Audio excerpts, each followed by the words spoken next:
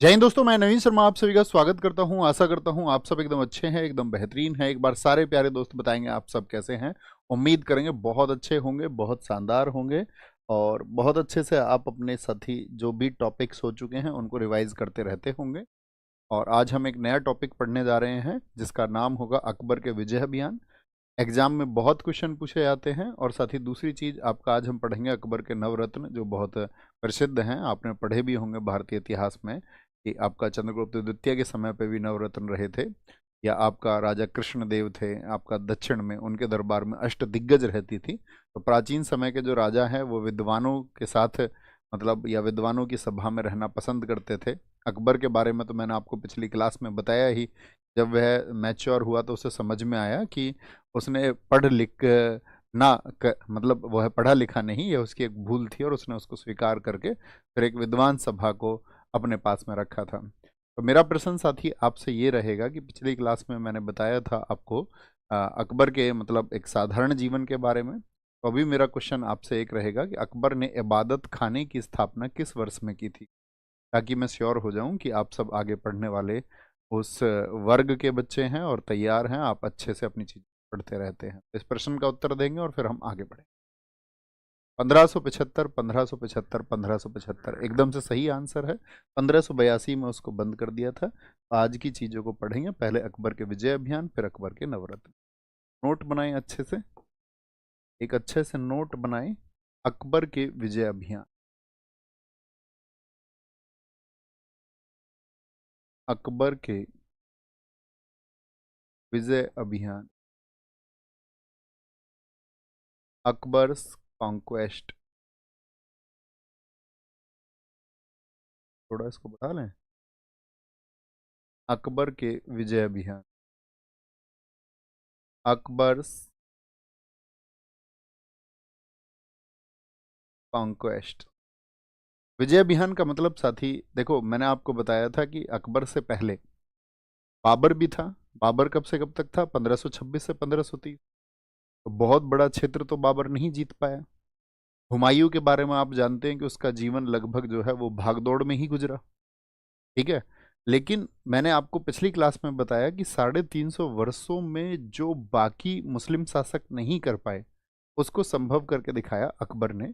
और अकबर ने बहुत जगह अपनी सेनाएं भेज करके और कई जगह उसने विवाह संबंधों को, जैसे कि अगर हम बात करें राजस्थान में उसने विवाह संबंधों को आपका वरीयता दी कि भाई विवाह संबंधों से बातें अगर सुलझ सकती हैं, यानी कि अगर बिगर लड़े समझौता कोई हो सकता है तो उसको प्राथमिकता देता था। और अगर बिगर लड़े कोई समझौता नहीं हो पा रहा है तब लड़ाई जरूरी है। जैसा कि मैंने कल एक स्टेटमेंट आपको कहा था कि उसने कहा था कि हमें जो है पड़ोसी राज्यों के विरुद्ध सतर्क रहना चाहिए, उनके प्रति युद्ध की नीति अपनाना चाहिए, नहीं तो वह हमारे ऊपर युद्ध कर देंगे। यह किस इतिहासकार ने कहा था अकबर के संदर्भ में? यह आपसे प्रश्न था मेरा। तो अकबर के विजय अभियानों को हम शुरू से समझेंगे। तो पहला विजय अभियान आता है अकबर का 1561। इधर वर्ष लिखते चलना और उधर कहानी समझते चलना। 1561 में उसने मालवा मालवा को जीता। मालवा को जीता। ठीक है। वॉन मालवा इन 1561। ठीक है, ये आपको पता होना चाहिए। अब देखो, मालवा जो है ये आपका यहाँ पर एक शासक हुआ करता था। उन अतिरिक्त चीजों को सिर्फ इधर जान लिया करो या अपने शॉर्ट नोट्स में लिखा करो आप साइड में, है ना। तो क्या बोलेंगे, यहाँ पर जो शासक था मालवा में, तो शासक था यहाँ पे बाज बहादुर। बाज बहादुर कहते हैं इसकी पत्नी बहुत सुंदर थी और अकबर के बारे में बहुत सारे हिस्टोरियंस ने लिखा है कि अकबर उसकी पत्नी रूपमती को पाना चाहता था। क्योंकि ये अकबर का कौन सा समय है?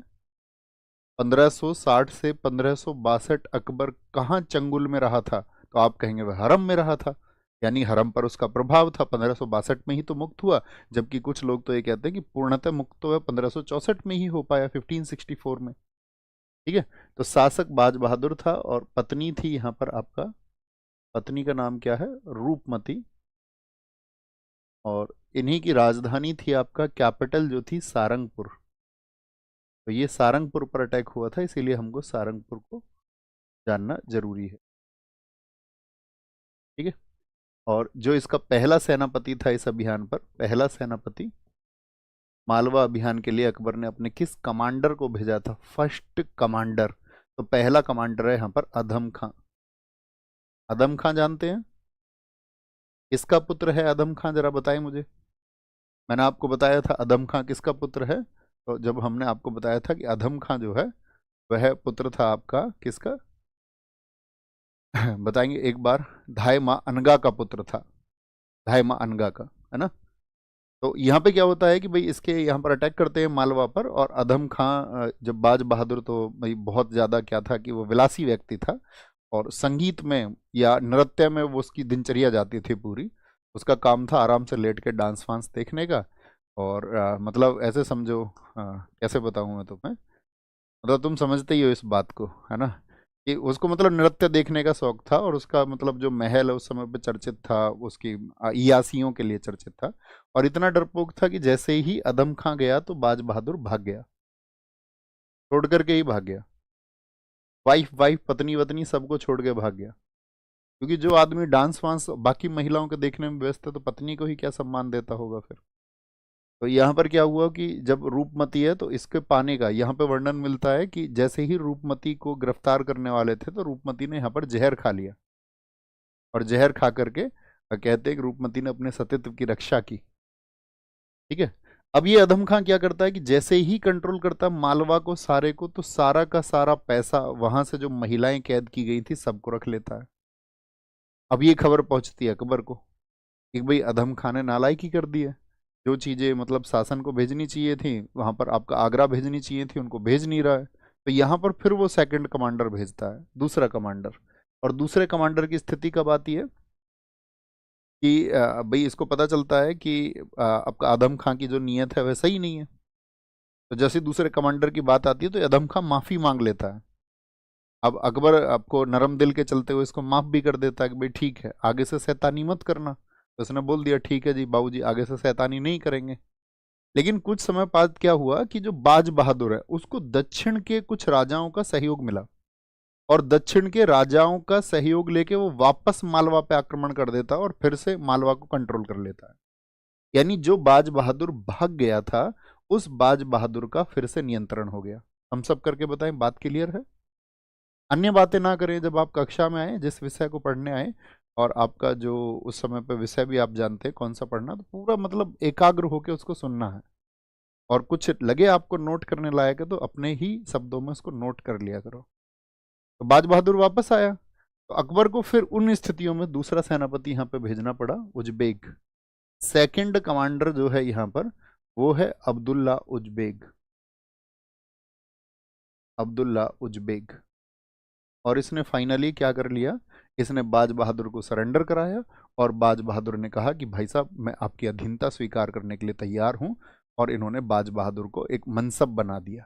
मनसब समझ रहे हैं ना? मनसब मैंने आपको बताया था।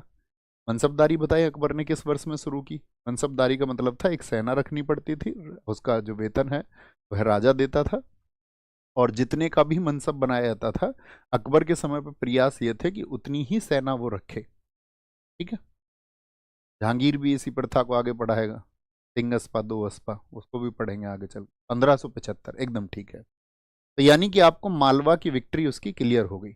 इसके आगे बढ़ा 1561 में मालवा में उत्तर प्रदेश की तरफ नजरें उसकी गई। चुनार, कहां पर बताया था मैंने चुनार दुर्ग आपको?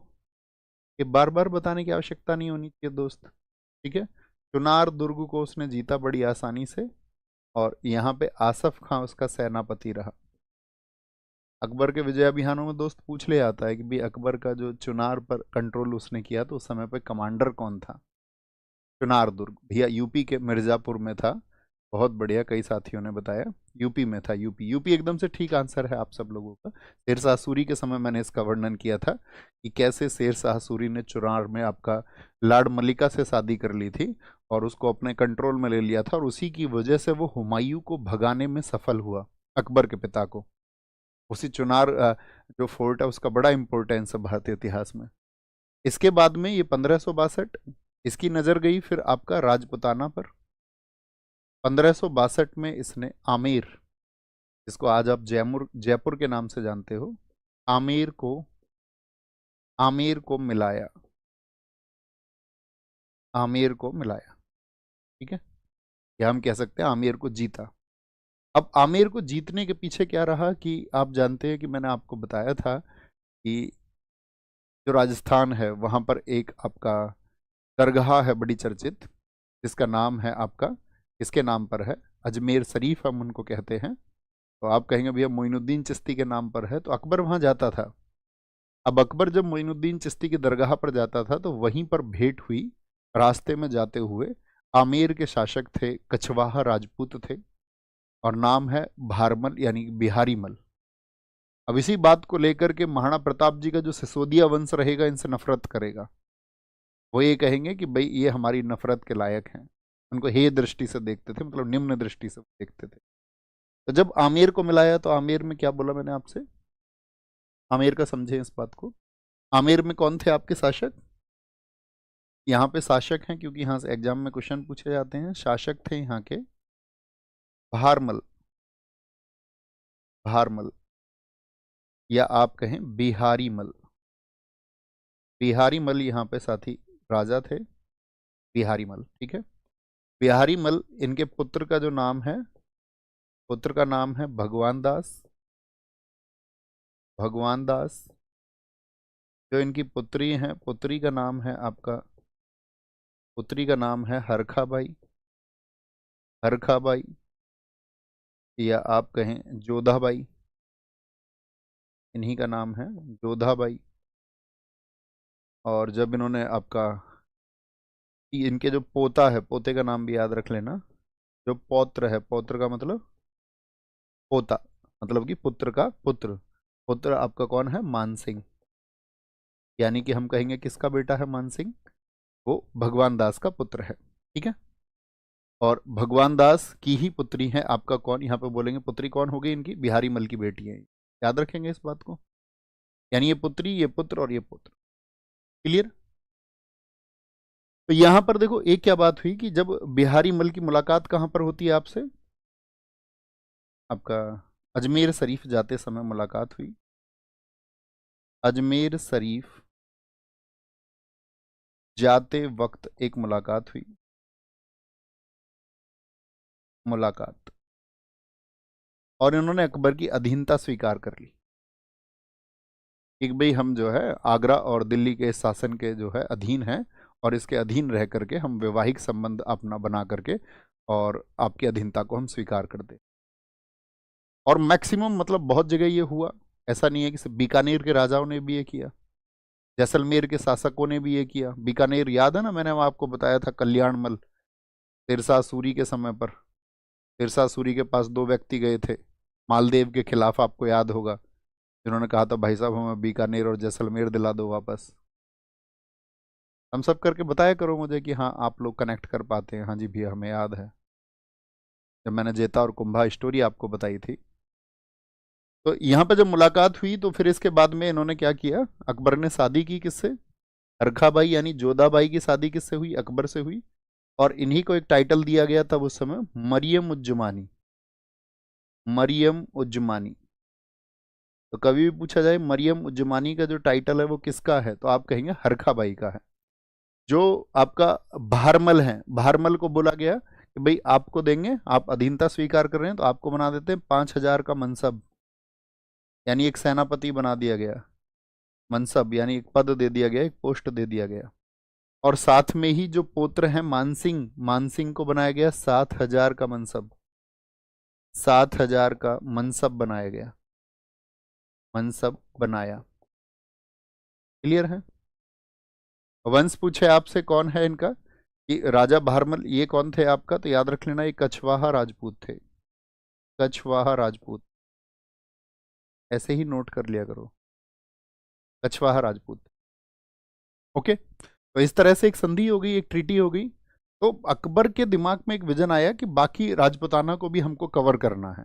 अब वो देखो जो राजस्थान वाले क्षेत्र था उसको कवर क्यों करना चाह रहा था, क्योंकि इस समय पे क्या था, आपका मक्का के लिए जो यात्रा होती थी वह भी गुजरात से होती थी, ठीक है। पश्चिम के जो व्यापारी व्यापार करने अब आ गए थे, आपको याद होगा कि 1498 में वास्को डी गामा उसने क्या किया था, भारत के लिए जो आपका समुद्री मार्ग था उसको वो पहचान चुका था, आइडेंटिफाई कर चुका था। तो धीरे धीरे व्यापार भी शुरू हुआ 1500 से। ठीक है। तो उसके बाद में क्या हुआ, पश्चिम से बहुत सारे व्यापारी आने लगे, और वो सारे व्यापारी ज़्यादातर कहाँ आते थे, गुजरात आते थे। तो पहले अगर गुजरात जीतना है तो आप मैं आपसे उम्मीद करूंगा कि आपको भारत का नक्शा कम से कम याद होगा। प्रतियोगी परीक्षाओं की तैयारी करते हर छात्र के दिमाग में भारत का नक्शा होना चाहिए। तो अगर आप आगरा दिल्ली से गुजरात को टेक ओवर करना चाह रहे हैं तो मुझे बताएं बीच में क्या आता है। तो ये आपका जो, अगर गुजरात क्षेत्र को आप जीतना चाह रहे हैं और इधर दिल्ली आगरा, तो बीच में क्या आएगा, राजस्थान आएगा नहीं आएगा, राजस्थान एक बीच में आएगा या नहीं आएगा। तो आप कहेंगे हाँ जी, यानी कि राजस्थान को जीतना भी बेहद जरूरी था। तो उसको कौन सी दो चीज़ें जीतनी थी, एक तो राजस्थान और एक जीतना था उसको गुजरात। तो यहाँ पर उसने वैवाहिक संबंधों का सहारा लिया, 1562 में आमेर को मिलाया। 1562 में उसने आपका जो नागौर क्षेत्र है मेड़ता को जीता।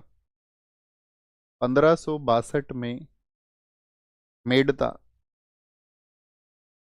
मेड़ता को जीता।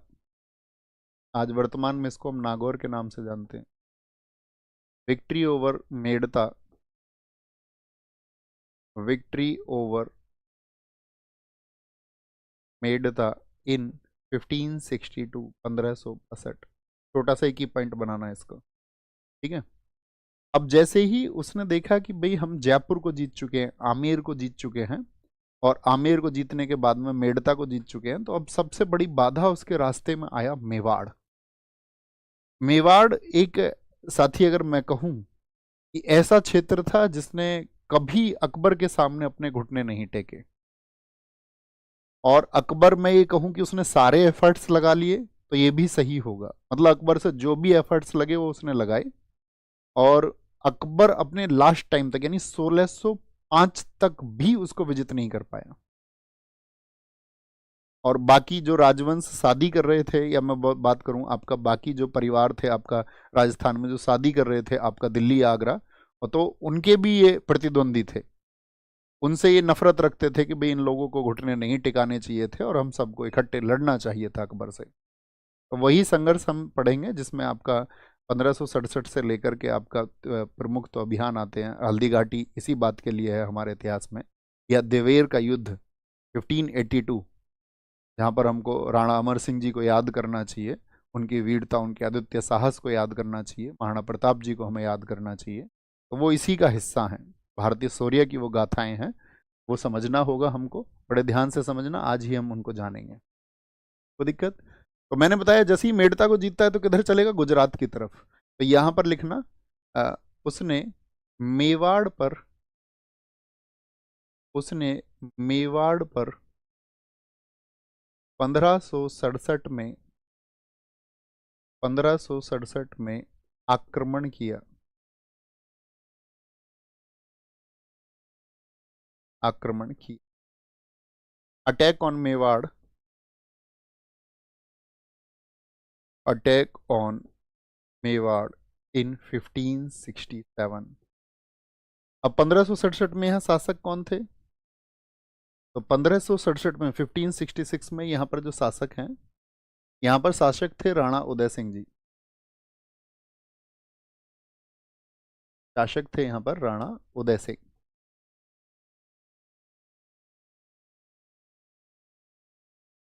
और अन्य कैरेक्टर भी आपको याद रखने चाहिए यहाँ पर। ठीक है। यहाँ पर एक जयमल है, अभी बताते हैं, चलो पहले ये समझो। राणा उदय सिंह जब यहाँ पर शासन कर रहे थे तो अकबर ने पहले तो भी वही जो संधि प्रस्ताव होते, संधि प्रस्तावों को भेजा, जब इन्होंने उसको अस्वीकार कर दिया तो 1567 में उन्होंने अटैक कर दिया चित्तौड़ के दुर्ग पर। अब चित्तौड़ के दुर्ग पर जब अटैक हुआ तो बहुत सारे कमांडर्स ने क्या बोला यहाँ से राणा उदय सिंह से कि भाई आप अपने जो है अभी जंगलों की तरफ निकल जाओ, आपको जंगलों की तरफ जाना होगा। इसी बात को लेकर के इतिहासकार हुए हैं जिन्होंने राजस्थान का इतिहास लिखा है, आप में से शायद कुछ लोग जानते हों, कर्नल टॉड। तो कर्नल टॉड ने लिखा है राणा उदय सिंह कमजोर और डरपोक थे। तो बहुत सारे इतिहासकारों ने कर्नल टॉड का विरोध किया कि नहीं, वह डरपोक नहीं थे और ना ही वह कमजोर थे, लेकिन उस समय के उनके कमांडर्स ने उनको कहा कि भाई इस समय पर आपका जीवित रहना बहुत जरूरी है। और इस समय पर जो ये मुगल सेना है इसका अगर हम बात करें कि भाई जो सीधा टकराव होगा उसको झेलने के लायक हम अभी नहीं है। तो यहाँ पर वो कमांडिंग ली थी जैमल, उनके बेटे का जिक्र भी आएगा हल्दी घाटी के युद्ध में, मैं आपको बताऊंगा। तो जैमल ने कहा था कि भाई आप अभी चले जाएं और किले की सुरक्षा हम करते हैं, ठीक है। तो किसने की थी किले की सुरक्षा? यहाँ पर ये अटैक किस पर है? चित्तौड़ पर। चित्तौड़। तो यहाँ पर मैंने बताया जैमल ने यहाँ पर जिम्मेदारी ली और मुगल सेना आ गई। अब मुगल सेना क्या है, वहां पर तोप और बंदूकों से अपना आक्रमण कर रही थी। इस समय तक बंदूकें थी मुगल सेना के पास में। और एक दिन कहते हैं जब किले की दीवार टूटी हुई थी और जैमल उसकी मरम्मत वहां पर कर रहे थे कि भाई यहाँ से सेंध ना लगा ले, कहीं मुगल सेना प्रवेश ना कर जाए यहाँ से, तो उसी समय गोली लगी उनको आकर के और जैमल की डेथ हो गई। जैमल की डेथ होने के तुरंत बाद में यहाँ पर फतेह, क्या बोलोगे, जिनको फत्ता हम बोलते हैं, फतेह सिंह, इन्होंने कमांड संभाली थी। फतेह सिंह ने जिम्मेदारी ली थी और कहते हैं कि मुगल सेना से फतेह सिंह, उनकी पत्नी और उनकी माँ और साथ में वहां पर जो भी सैनिक थे उन सब ने सीधा लोहा लिया। यानी कि स्त्रियां भी सीधी यहां पर लड़ी और इसीलिए उसको मेवाड़ी सान कहा जाता है। और बाद में अकबर तो इतना प्रभावित हुआ था कि भाई बगैर राजा के होते हुए भी अन्य कोई व्यक्ति अगर जिम्मेदारी उठा ले, और राजा तो छोड़िए, जिनके विश्वास पात्र लोग भी घुटने टिकाने तक को तैयार न रहें, तो अकबर ने जब आपका आगरा का किला बनाया तो आगरा के किले के सामने उसने आपका हाथी पर बैठी हुई मूर्तियां बनवाई जैमल और फतेह की, यानी फतेह सिंह और जैमल, इनकी मूर्तियां बनवाई। अकबर इतना प्रभावित हुआ था जब उसको पता चला स्टोरी कि भाई उन्होंने अपने राजा को बचा लिया। और उसने कहा कि यार इतने तो विश्वास पात्र सैनिक मुगलों के पास भी कभी नहीं रहे। बहुत प्रभावित होता था अकबर, मैंने कहा ना वो एनालिसिस करने वाला इंसान था, ठीक है। पढ़ा लिखा बेशक नहीं था लेकिन आप उसको ऐसा नहीं मान सकते कि वो एनालिसिस नहीं करता था। तो वो प्रभावित भी होता था। जैसे कि महाराणा प्रताप की मृत्यु पर उसको आंसू क्यों आ जाते हैं, हम इसका जिक्र भी हम आपको बताएंगे, ठीक है। उसने मेवाड़ पर 1567 में क्या किया, अटैक किया, ये बात याद रखेंगे। यहाँ पर कोई दिक्कत कोई परेशानी, यानी कि पूरे अगर हम बात करें चित्तौड़ दुर्ग की, तो इस पूरे चित्तौड़ दुर्ग पर मुगल सेना का नियंत्रण हो गया। और मुगल सेना का नियंत्रण हुआ, यहाँ पर एक हत्याकांड हुआ। और उस समय पर अकबर ने, मूर्तियां तो बाद में बनवाई, अकबर ने यहाँ पर तो उस समय पर एक हत्याकांड को आदेश दिए थे और एक कत्लेआम यहाँ पर हुआ, ठीक है। तो मेवाड़ 1567 याद रख लेना। चित्तौड़ पर अधिकार, ये बहुत पूछा जाता है। चित्तौड़ पर अधिकार, अधिकार 1568 में हुआ। अटैक पूछे तो 1567 और आपसे पूछे अधिकार कब हुआ, तो बोलेंगे कैप्चर्ड चित्तौड़।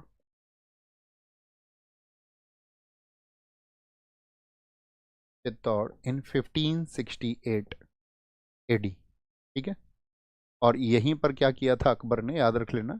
इस विजय के बाद अकबर ने फतहनामा जारी किया था।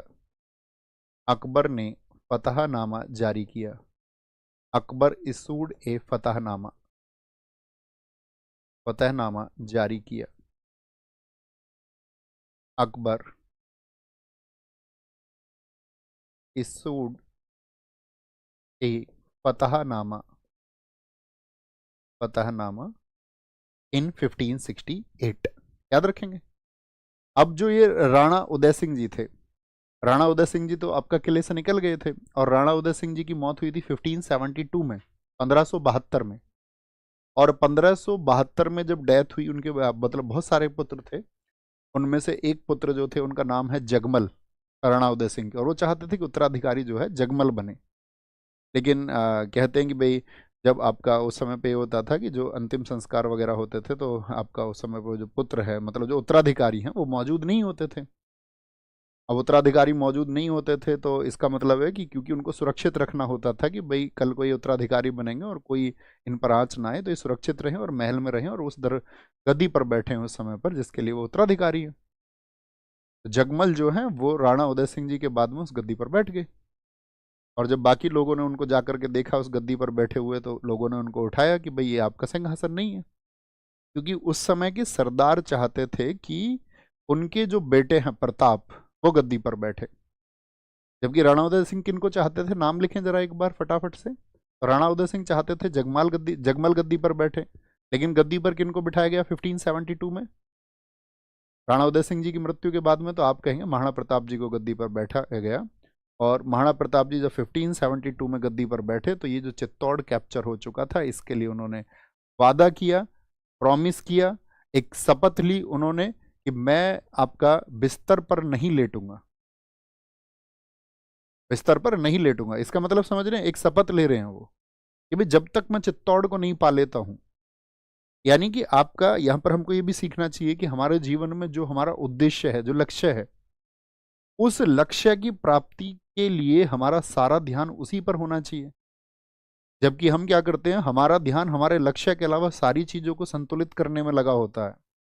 हम अपने लक्ष्य के लिए डेस्परेट होते ही नहीं कि हम वहां बाकी चीजों को त्याग दें अपने लक्ष्य के लिए, तभी तो चीजें आसान होंगी। तो महाराणा प्रताप जी जब आपका गद्दी पर बैठे तो इसी प्रण के साथ में बैठे थे, ये जो चित्तौड़ है, इस चित्तौड़ को मुझे वापस पाना है। ना तो किसी बिस्तर पर सोऊंगा, ना थाली में रोटी खाऊंगा। और इस तरह के कहते हैं कि उन्होंने शपथ लेकर के वो गद्दी पर बैठ जाते। ठीक है, कोई दिक्कत? आगे पढ़े। अब ये पढ़ना 1572 में, 1572 में 1500, या पूरा ही बता देता हूँ मैं आपको एक बार कंप्लीट, है ना। देखो महाराणा प्रताप जी के बारे में भाई बचपन से, यहाँ हेडिंग बनाना महाराणा प्रताप, यहाँ से लेके हल्दी घाटी तक फिर समझेंगे इस समय क्या हो रहा था। महाराणा प्रताप, महाराणा प्रताप जी का जन्म हुआ है 1540 में और मृत्यु उनकी हुई 1597 में। तो कितने वर्षों का जीवन है उनका जरा बताएं टोटल। ठीक है, माता उनकी कौन है? माँ जयंता, बोलते हैं ना, माँ जयंता की कोख को उन्होंने धन्य धन्य कर डाला। माँ थी इनकी जयंती बाई। पिता, पिता उदय सिंह जी थे, उदय सिंह। बचपन का नाम, बचपन का नाम क्या कितने लोग बताएंगे महाराणा प्रताप जी के बचपन का नाम क्या था? किस नाम से जाना जाता है इनको? शायद मैंने तुम्हें बताया था, कुछ छात्रों को पहले तो बताया था, उनको पता होना चाहिए। कीका। मैं अपने स्टूडेंट से कहता था कि मुझे अपने जीवन में किसी का नाम रखने का मौका मिला, कि कोई नाम मुझे रखना पड़ा और उसके लिए मतलब अधिकार मेरे पास रहे कि नाम मैं रख सकता हूँ। ठीक है, मतलब किसी और के बच्चे का रखोगे तो वो स्कूल के टाइम पे चेंज करा देंगे, बर्थ सर्टिफिकेट में कुछ और लिखवा लेंगे। मैं ये नाम रखूंगा, लड़का हो चाहे लड़की हो। कीका, बचपन का नाम। और इसका नाम वैसे तो पुत्र होता है, मतलब आप देखो ना कीका का अर्थ क्या होता है, तो अर्थ तो उसका होता पुत्र, लेकिन किसी का भी रख दो, अब कोई ऐसा ट्रेंड बचा नहीं है अब। जो इनका वंश है साथी वो कौन सा था? वंश, सिसोदिया वंश। इस डायनेस्टी से जुड़े हुए थे, सिसोदिया वंश से जुड़े हुए, सिसोदिया वंश। ठीक है, जन्म स्थान कहाँ पर है इनका? जन्म स्थान कुंभलगढ़, जो चाइना की दीवार के बाद में। सब स्टैटिक जीके में मैं आपको ये पढ़ाऊंगा, है ना। स्टैटिक जीके में जब हम आपको किले पढ़ाएंगे, सारे फोर्ट कौन कौन से हैं, तब हम आपको, मतलब ऐसा मत सोचना कि जी कुंभलगढ़ के बारे में हमें यही बता देना था। कुछ चीज़ें सब्जेक्ट वाइज कवर होंगी, है ना। वहाँ पे मैं आपको सारे फोर्ट पढ़ाऊंगा इंडिया के जो चर्चित है। तो कुंभलगढ़ राजस्थान में, ठीक है। और आपका बर्थ प्लेस हो गया इनका। बर्थ प्लेस के बाद में याद रखो और क्या चीज़ बताते हैं इनके जीवन से संबंधित, इनका घोड़ा केतक, और इनका हाथी, इनके हाथी का नाम था राम प्रसाद। राम प्रसाद। एक दिन मुझे याद भी दिलाना, मैं आपको जो है, जो एक दिन बताऊँ कभी याद दिलाना, आप मुझे फ्राइडे को याद दिलाना, क्योंकि आज तो हम पढ़ लेंगे अकबर को, कल हम पढ़ेंगे जहांगीर, नेक्स्ट एक दिन में शाहजहाँ हो जाएगा और एक दिन में औरंगजेब हो जाएगा। तो उसके बाद में एक टॉपिक में हम रखेंगे मुगल काल में जो प्रमुख राजा हैं, इन्होंने जो स्थापत्य कला बनाई, यानी कि जो इनका आर्किटेक्चर था, बुलंद दरवाजा कैसे बना, क्या क्या प्रश्न उससे पूछे जाते हैं, ताजमहल का क्या स्ट्रक्चर है, इनके समय पे मुगल कालीन कलाएं कौन कौन सी थी, कौन कौन से, क्यों जहांगीर के टाइम को हम आपका चित्रकला का स्वर्ण युग कहते हैं, तो चित्रकार कौन कौन से थे, प्रसिद्ध चित्र कौन कौन से उन्होंने बनाए। ये फ्राइडे मुझे जब मैं ये पढ़ाता रहूँ तो आप याद दिलाना, भैया आपने एक बात हमसे कही थी कि आप हमें जो प्रसिद्ध राजाओं के घोड़े और हाथी रहे हैं उनके नाम लिखवाएंगे कि रानी लक्ष्मीबाई जी के घोड़े का क्या नाम था, पृथ्वीराज चौहान जी के घोड़े का क्या नाम था। ठीक है ना, जरूर याद दिलाना मुझे। ओके, तो ये इनके हाथी है। अब देखो कहानी सुनिए। तो 1540 में मैंने आपको बताया, तो एक गद्दी पर कब बैठे, राज्याभिषेक कब हुआ इनका, कोरोनेशन कब हुआ, राज्याभिषेक कब हुआ, कोरोनेशन। तो कोरोनेशन इनका हुआ है, कोरोनेशन इन 1572। शपथ में इनकी बता चुका। अब यह क्योंकि चित्तौड़ पर इनका आपका टारगेट ये था कि भाई चित्तौड़ को हम वापस पाएंगे। अब अकबर कहाँ पर है इस समय पर, अकबर की जो अगर मैं बात करूं उसकी योजना है गुजरात विजय की, कि भाई मुझको तो गुजरात जीतना है। और यही वो दिन है जब अकबर ने आपका, याद रख लेना, जब अकबर आपका गुजरात विजय की तरफ चला था 1572 के। तो उसके लिए बहुत इंपॉर्टेंट था कि भाई कैसे भी करके मेवाड़ बीच में आएगा ये गुजरात के, क्योंकि 1572 में मैं आपको बताऊंगा कि वो गुजरात को भी जीत लेता है। वहाँ का एक शासक मुजफ्फर तृतीय था, बहुत कमजोर था, उसके एक कमांडर ने अपनी कमान संभाल रखी थी, प्रजा वहाँ की खुश थी, तो फाइनली वो गुजरात को भी इन दिनों में जीत चुका था। अब लेकिन एक ही घराना ऐसा था जो आपका घुटने टिकाने को तैयार नहीं था। तो उसने आपका क्रम से व्यक्ति भेजे समझाने के लिए। सबसे पहले तो उसने अपने एक जो निजी व्यक्ति जिस पर वो विश्वास रखता था, जलाल खां, मनाने के लिए। कौन कौन लोग हैं, सबसे पहले बहुत लोग भेजे उसने। सबसे पहला व्यक्ति पूछे उनको मनाने के लिए कौन था, तो जलाल खां कुर्ची था। फर्स्ट पर्सन कौन था, जलाल खां कुर्ची। ये नाम बोला करो एक बार मन में, जलाल खां कुर्ची। जैसे दूसरा एक व्यक्ति मैं आपको बताऊं, मान सिंह, मान सिंह, भगवान दास।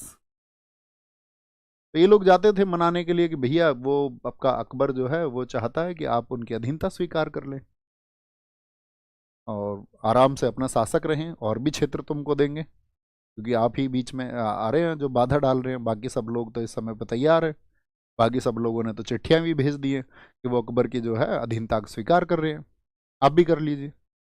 तो कहते हैं कि भाई इन्होंने हमेशा मतलब कभी भी ये आपका एक स्थिति के बारे में, जैसे इतिहासकार ये लिखते हैं कि एक स्थिति ऐसी आ गई थी, इनके बच्चे जब जंगल में घास की रोटियां खा रहे थे, तो उस समय पे राणा ने जो है मन बना लिया था संधि का। गीतों के माध्यम से भी उसे बताया गया, दरअसल में एकदम से झूठी बात है। झूठी बात क्यों है, उसका आधार क्या है। जैसे आप सबने भी एक कहानी कविता बचपन में सुनी होगी, हम सब करके मुझे बताना कि हमने भी पढ़ी थी जब हम छोटे थे, कि जब वो आपका पहाड़ियों में जंगलों में घास की रोटियां खा रहे थे, तो एक उदबिलाव आकर के उनके बच्चे अमर सिंह के हाथ से उदबिलाव रोटी छीन करके ले गया था, घास की रोटी थी। और अमर सिंह एकदम से चिल्ला गए थे और राणा का हृदय पसीज गया था कि मेरे बच्चों पर ये कैसे दिन आ गए हैं। सुनिए ये कहानी, सुनिए। अच्छा ठीक है, जी भैया सुनिए। फिर ठीक है, अगर आपने सुनी, नहीं तो मैंने सुनाई भी है, उसको जोड़ने का प्रयास करना। अब दरअसल में जो राणा अमर सिंह है यानी महाराणा प्रताप के जो पुत्र हैं, उनका जन्म हुआ है 1559 में, और 1576 के हल्दी घाटी के युद्ध के समय वो 17 साल के थे, वो बच्चे नहीं थे। प्राचीन समय के 17 साल के लोग शासन चलाते थे, यानी कि बड़ी गड़बड़ी की बात है। तो बहुत सारी चीजें तो ऐसी हैं कि जो पुट कर दी गई। जैसे आपने देखा होगा एक आपका मोटिवेशनल स्पीकर है विवेक बिंद्रा। तो मैं एक बार उनका वीडियो सुन रहा था, और मुझे आज भी याद है 2021 2021 PHSL के लिए तब हम पढ़ा रहे थे हिस्ट्री। तो हमने पहली बार मतलब SSC के लिए पढ़ाना शुरू किया था कोई बैच। तो मैंने वीडियो देखी उनकी। अब जनरली उस वीडियो में उन्होंने बता रखा था कि अब्राहम लिंकन की मां अपने बेटे अब्राहम लिंकन से कहती हैं कि तुम भारत जाओ तो हल्दी घाटी की मिट्टी लेकर के आना, जब वो राष्ट्रपति बन गए थे। क्योंकि मैं महाराणा प्रताप जी से बहुत ज्यादा इंस्पायर हूं। अब मैंने जब उस चीज को रिसर्च किया, मैंने जाना देखा, तो मुझे पता चला कि आपका अब्राहम लिंकन की माँ तो तभी एक्सपायर हो गई थी जब अब्राहम लिंकन 9 वर्ष के थे सिर्फ। तो बहुत सारी चीजें तो मतलब ऐसे ही कह दी गई, जबकि कहनी नहीं चाहिए। उनको मतलब देश में करोड़ों लोग सुनते थे, बीच में तो उनके कुछ किस्से सामने आ गए। मैं कहता हूँ ना, लोगों को कभी कभी तो कोई बहुत गजब लगता है, लेकिन किसी बहुत बड़ी प्रतिक्रिया के बाद में उन्हें पता चलता है कि जिन्हें आप गजब के आदमी समझते थे वो सच में गजब के आदमी नहीं थे, एक फैब्रिकेशन था। जब अच्छाइयों के साथ व्यक्ति का अंत हो जाए तो तब समझिए, बाद में कहानियां उठ के आए कि हाँ आदमी अच्छा था। और नहीं, ऐसा भी हो सकता है कि मतलब सिर्फ फैब्रिकेशन का काम हो। बात समझे? तो बहुत सारी कहानियां ऐसे हैं। तो इन्होंने भेजा, मानसिंह मानसिंह ने बताया भी, जाकर के वहाँ एक भोज का आयोजन किया गया, एक दावत का आयोजन किया गया, भाई तुमको अधीनता स्वीकार करनी होगी। और ये दावत दी अमर सिंह ने, जो राणा प्रताप जी के पुत्र थे। तो अमर सिंह जी ने दावत दी, तो उन्होंने कहा कि भाई वो राणा प्रताप नहीं आए, उनको आना चाहिए था। मानसिंह ने कहा उनसे। अब मानसिंह से तो ये ईर्ष्या रखते हैं, आप जानते हैं, क्योंकि मानसिंह तो वैवाहिक संबंध स्थापित कर चुके हैं। मानसिंह की तो बुआ लगती हैं आपका जोधा भाई। तो यहाँ पर एक कटाक्ष किया था अमर सिंह जी ने, उसके लिए बड़ा वर्णन आता। उन्होंने कहा था कि भाई तुम्हें तो अपने फूफा के साथ आना चाहिए था, तुम तो अकबर को लेके आते, है ना। और महाराणा प्रताप ऐसा नहीं मिलते हैं किसी से भी। तो यहाँ पे कहते हैं अमर सिंह जी ने कटाक्ष किया था उनके कि तुमको हमारी तरफ पर बल होना चाहिए, और अगर हम लड़ रहे हैं तो तुम लोगों को भी लड़ना चाहिए। बहुत खरी खोटी उन्होंने सुनाई। तो इसके बाद में कहते हैं मान सिंह बहुत तिल मिला गए, उन्होंने कहा कि भाई सेना दो, मुझे युद्ध करना है। अंतिम प्रयास जो किया गया था, आपसे कभी भी पूछे राणा प्रताप जी को समझाने के लिए, जो अंतिम जो प्रयास किया गया था वो हुआ था टोडरमल के द्वारा। टोडरमल जो फाइनेंस मिनिस्टर थे अकबर के टाइम पे, अकबर के वित्त मंत्री हैं। तो ये पहला प्रयास है और ये अंतिम प्रयास है। कहते हैं बीच में और भी कई लोग गए, 7-8 व्यक्ति भेजे गए इनके द्वारा, ये अंतिम प्रयास है। अब जब प्रयास नहीं बने तो युद्ध ही अंतिम विकल्प बचा। और इन प्रयासों के चलते दिन आ गया 18 जून 1576 का। 18 जून 1576 है हल्दी घाटी का युद्ध, इसको नोट कर लेना, अगले पेज पे लिख दें। 18 जून 1576, 18 जून से लेकर के ये 21 जून तक चला है युद्ध, 3 दिन का युद्ध है ये। इसको हम बोलते हैं हल्दी घाटी का युद्ध। हल्दी घाटी किस राज्य में स्थित है? हल्दी घाटी का युद्ध, वॉर ऑफ हल्दी घाटी। दो पक्ष हैं, एक पक्ष तो है आपका अकबर। अकबर भी नहीं लिखेंगे क्योंकि अकबर इस वॉर में आया ही नहीं, वो कभी महाराणा प्रताप जी के सामने ही नहीं आया। बोले भैया तुम मत चले जाना वहाँ, अभी बताएंगे सारी चीज। मुगल सेना, और इधर कौन है? राणा प्रताप, ये स्वयं लड़े। मुगल सेना के साथ में, मुगल सेना के जो कमांडर हैं इसमें, वो थे आपका पहला मानसिंह। मानसिंह को भेजा गया, मानसिंह। और मानसिंह के साथ में, मतलब इनके साथ में प्लस करके लिख लेना, अधम खां। अधम खां, ठीक है, ये इस कमांडर अधम खां है, वह नहीं जिसको अकबर ने मार दिया था। कछवाहा जितने भी लोग थे, जगन्नाथ, आपका माधो सिंह, माधो सिंह, माधो सिंह, ये कौन है? ये कछवाहा राजपूत ही थे, जैसे मानसिंह थे, कछवाहा राजपूत। राणा प्रताप जी के साथ में देखो, कई बार हम इस युद्ध को मतलब हिंदू मुस्लिम युद्ध की तरह देखते हैं, तो आप इस बात को देखोगे, मुगल सेना की तरफ से बहुत सारे हिंदू सेनापति हैं, वहीं पर आपका राणा प्रताप जी की तरफ से जो मुख्य सेनापति थे वो हकीम सूर। ठीक है, तो ये साम्राज्य विस्तार के लिए युद्ध है, इसको हिंदू मुस्लिम की दृष्टि से ना देखना आप। तो क्या बोलेंगे यहाँ पर कौन थे? हकीम सूर, राणा प्रताप जी का जो सहयोग कर रहे थे, हकीम सूर। हकीम सूर, और उनके साथ में जो इनको धन दिया था, जो पैसा दिया था, वो था भामा शाह। भामा शाह को बोलते ना, दानी थे बहुत बड़े वो। एक थे आपके बीदा झाला। बीदा झाला, झाला ही वो व्यक्ति हैं जब राणा प्रताप आपका इस युद्ध में घायल हो गए थे, और जब सरदारों ने कहा कि भाई पुनः युद्ध के लिए आपको तो सुरक्षित होना ही पड़ेगा, तब उनका जो राज मुकुट था ऊपर का, वो किसने पहना था? तो उनका कवच वगैरह ये पहन लिया था आपका बीदा झाला ने, और यहाँ पर वो शहीद हो गए थे। बाद में इनके परिवार को तो वही आपका राणा के जैसा सम्मान मिला सारे लोगों को। बीदा झाला। राणा पूंजा थे, जिन्होंने भील सेना को ट्रेंड किया था। भील जनजाति इस युद्ध में मुख्य रूप से थी, लिख लेना इनके आगे भील सेना। तो आपको याद रहेगा कि भील सेना सेना नायक थे। रामदास राठौड़ थे, रामदास राठौड़, मैंने आपसे कहा था इनके पुत्र का जिक्र आएगा। ये जयमल के पुत्र हैं। जयमल किस किले की सुरक्षा करते हुए मारे गए थे? जयमल चित्तौड़ किले की, ठीक है। आपका इनके साथ में एक रावत चुंडावत थे, तो ये एक तरफ थे। सेना बहुत बड़ी नहीं थी, लगभग कहते हैं कि 1000 से 2000 लोगों की सेना थी, 1000 से 2000 लोगों की।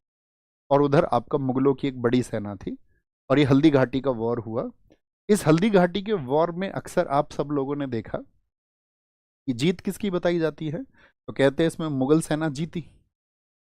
अब चूंकि जब ये युद्ध हुआ तो अकबर का टारगेट सिर्फ एक ही था कि राणा को लेके आना है, चाहे जीवित लेके आए चाहे मृत लेके आए। तो ना तो जीवित ला सके ना मृत ला सके। दूसरी चीज, एक युद्ध होता है कि भाई संपूर्ण जो राज्य है जहां पर आप अटैक करने जा रहे हो उस सारे को टेक ओवर आप कर ले, तो सारा टेक ओवर वो नहीं कर पाए। सिर्फ गोगुंदा, गोगुंदा आपका जो हल्दी घाटी के पास में था, उस गोगुंदा क्षेत्र को ही उन्होंने उस समय पर टेक ओवर किया। बहुत ज्यादा बहुत बड़ा क्षेत्र भी नहीं टेक ओवर कर पाए। जो बाकी मेवाड़ का इलाका वो तब भी उन्हीं के पास में बना रहा। ठीक है, समझ पा रहे हैं? तो जैसे बदायूनी ने लिखा है, बदायूनी कहता है कि जब आपका अधम खां और मानसिंह वापस किले में पहुंचे तो अकबर ने उनको प्रवेश नहीं करने दिया। बड़ा चर्चित किस्सा है ये। तो कहा जाता है कि भाई अगर वो जीते जीते हुए होते, यानी कि अकबर जो चाहता था वह कर जाते, तो सीधी सी बात है वह उनको सम्मान देता। जीते हुए व्यक्ति को ऐसा सम्मान क्यों दिया जाएगा? तो ये कहा जाता है कि भाई इस युद्ध में अकबर जो चाहता था या मुगल सेना को जो करना था वह नहीं कर पाई। वो ना तो वो पूरे मेवाड़ को अपने अधीन कर पाई, हाँ कुछ छोटे से क्षेत्र गोगुंदा को वो जीत पाई। अब जब इस युद्ध में हुआ क्या कि महाराणा प्रताप अपनी भील सेना के साथ में थे। और फिर वही बात जो हमने अभी पीछे बताई आपको, इस घोड़े पर सवार थे, चेतक पर सवार थे, चेतक पर। जैसे पंक्तियों के माध्यम से भी कहते हैं सुनना और महसूस करना। महाराणा की सेना में कुछ पैदल घोड़े हाथी थे, तीरंदाज भीमसेन जो राणा के साथी थे। यद्यपि राणा का सैनिक बल संख्या में कुछ कमतर था, लेकिन जोश सैनिकों का अकबर की सेना से बढ़कर था। जिस पठान का भी राणा से रण के बीच पड़ा पाला, तलवार ने राणा की उसको घोड़े सहित काट डाला। यहां पे जिक्र आता है आपका बहलोल खान का। कहते हैं महाराणा प्रताप जी के तलवार के सामने जब बहलोल खान आया तो उस बहलोल खान को उन्होंने घोड़े सहित काट डाला। और फिर वहीं पर वर्णन किया गया अतिशयोक्ति रूप की राणा प्रताप जी का भाला इस तरह था। दरअसल में जब मैं गया सिटी पैलेस म्यूजियम घूमने तो मुझे बड़ी उत्सुकता थी ये जानने की, क्योंकि एक जगह मैंने भी पढ़ाया था, मैंने देखा कि राणा प्रताप जी ऐसे 80 किलो का भाला उनके पास था और 40 किलो की तलवार और ढाल होती थी, 10-10 किलो के उनके जूते होते थे, 7 फुट 5 इंच उनका कद था। तो मुझे बड़ी उत्सुकता थी कि मैं इस चीज़ के बारे में जानूं। तो सिटी पैलेस म्यूजियम में फिर अब तो मतलब वो मिथ ही है, सिटी पैलेस म्यूजियम में इस बात को क्लियर कर दिया गया कि राणा प्रताप जी के जो अस्त्र शस्त्र थे उनका वजन 35 किलो था। 35 किलो। हाँ, उनका जो भाला था वो 17 किलो का था, 17 केजी। और जब वो लड़े, और ऐसा नहीं, चेतक, चेतक को सुनिए, चेतक की तो आप जानते, चेतक एक नीले रंग का घोड़ा था। चेतक की कैटेगरी के घोड़े आप ढूंढने जाएंगे आज आपको मतलब बहुत महंगी कीमत में मिलेंगे, उनकी जो नस्ल है। क्योंकि उनको कहते हैं वो महाराणा प्रताप जी की आंख के इशारे को समझता था कि उनकी पुतली घूमी नहीं और चेतक भी घूम जाता था।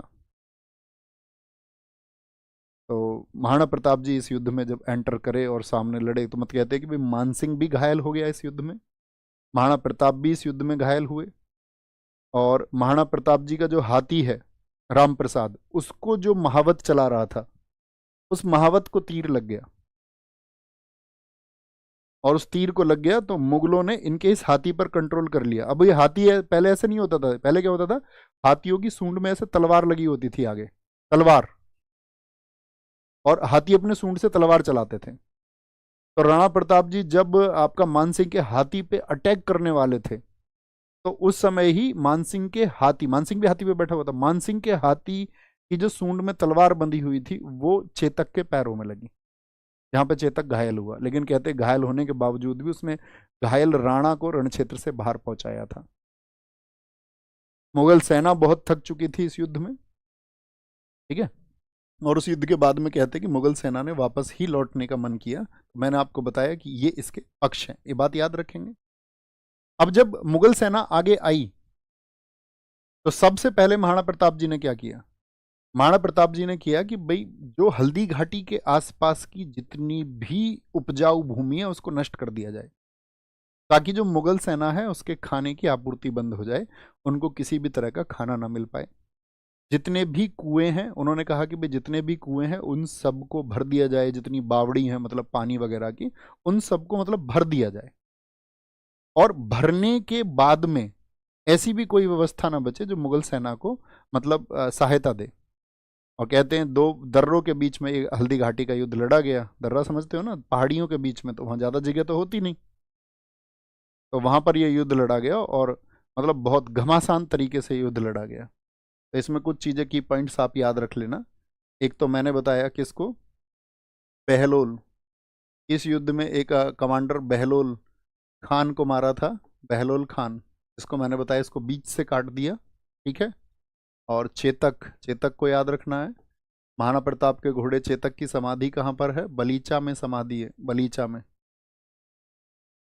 आपने सुनी होगी ना कविता, राणा ने सोचा था इस पार चेतक था उस पार।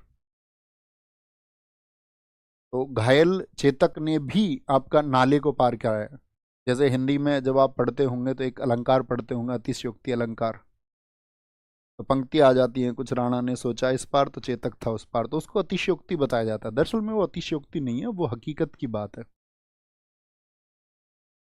और फिर जब उनके प्रिय घोड़े की मौत हो गई तो कहते हैं कि राणा जो है वो फूट फूट करके रोए बहुत, ठीक है। और यही कहा जाता है कि भाई जो राम प्रसाद हाथी है उसको कंट्रोल करके अकबर ले गया। अब अकबर जब ले गया तो अकबर ने उसको कैद करके रखा। राम प्रसाद हाथी का भी बहुत अच्छा जिक्र आता है कि अकबर ने एक हाथी के लिए जितनी प्रिय चीजें थी वह सभी उपलब्ध करवाई, सभी चीजें, लेकिन राम प्रसाद ने खाना नहीं खाया। मतलब जो कुछ भी खाने योग्य था सब कुछ उसको दिया गया, तब भी उसने नहीं खाया। तो महाराणा प्रताप जी के हाथी के बारे में अकबर का एक स्टेटमेंट आया था कि जिन राणा के हाथी को मैं ना झुका पाया, उन राणा को मैं क्या झुका पाता। तो यहाँ पे स्वामी भक्ति देखिए आप एक जानवर की। तो एक जानवर मतलब लेसन दे रहा है आपको कि जो लोग तुम्हारे हैं, जिन्होंने जीवन में तुम्हारे लिए कुछ भी किया है, तुम्हारा पालन पोषण किया है, तुम्हारा संरक्षण किया है, तुम्हारी सुरक्षा दी है तुम्हें, तुम उन व्यक्तियों को कभी ना भूलना, तुम उनके विपक्ष के सामने कभी घुटने ना टेकना, तुम उनकी ताकत बनना, तुम अपने स्वाभिमान को जिंदा रखना। गिरा जहां पर खून वहां का पत्थर, पत्थर जिंदा है। गिरा जहां पर खून वहां का पत्थर, पत्थर जिंदा है। जिस्म नहीं है मगर नाम का अक्षर, अक्षर जिंदा है। जीवन में यह अमर कहानी अक्षर अक्षर गढ़ लेना, सूर्य कभी तुम्हारा सो जाए तो महाराणा प्रताप को पढ़ लेना। अब जब वो इस युद्ध से गए तो दूसरी चीज क्या है यहाँ पर, एक तो प्रिय घोड़े को खोया और एक क्या बोलेंगे, जो गोगुंदा को खोया। गोगुंदा, गोगुंदा, गोगुंदा एक किला था इनका, और उस गोगुंदा पर भी नियंत्रण हो गया था किसका, आपका जो मुगल हैं उनका नियंत्रण हो गया था। और इसके बाद में कहाँ चले गए थे? अरावली की पहाड़ियों में चले गए थे, अरावली की पहाड़ियों में। अरावली हिल्स लिख लेना, अरावली की पहाड़ियों में चले गए, ठीक है, कोई दिक्कत? तो अरावली की पहाड़ियों में चले गए, लेकिन ड्रीम क्या है फिर भी, लक्ष्य क्या है? लक्ष्य तो सिर्फ एक ही है कि आप वापस जो है वो चित्तौड़ को पाना है। अब जब चित्तौड़ को इस पाने के प्रक्रम में फिर आपका लगभग इसके क्या बोलेंगे, मैंने बताया आपको कब, 1576, और 1576 के 6 वर्ष के बाद में 1582, इसको बोलते हैं दिवेर का युद्ध, वॉर ऑफ दिवेर, दिवेर का युद्ध, वॉर ऑफ दिवेर।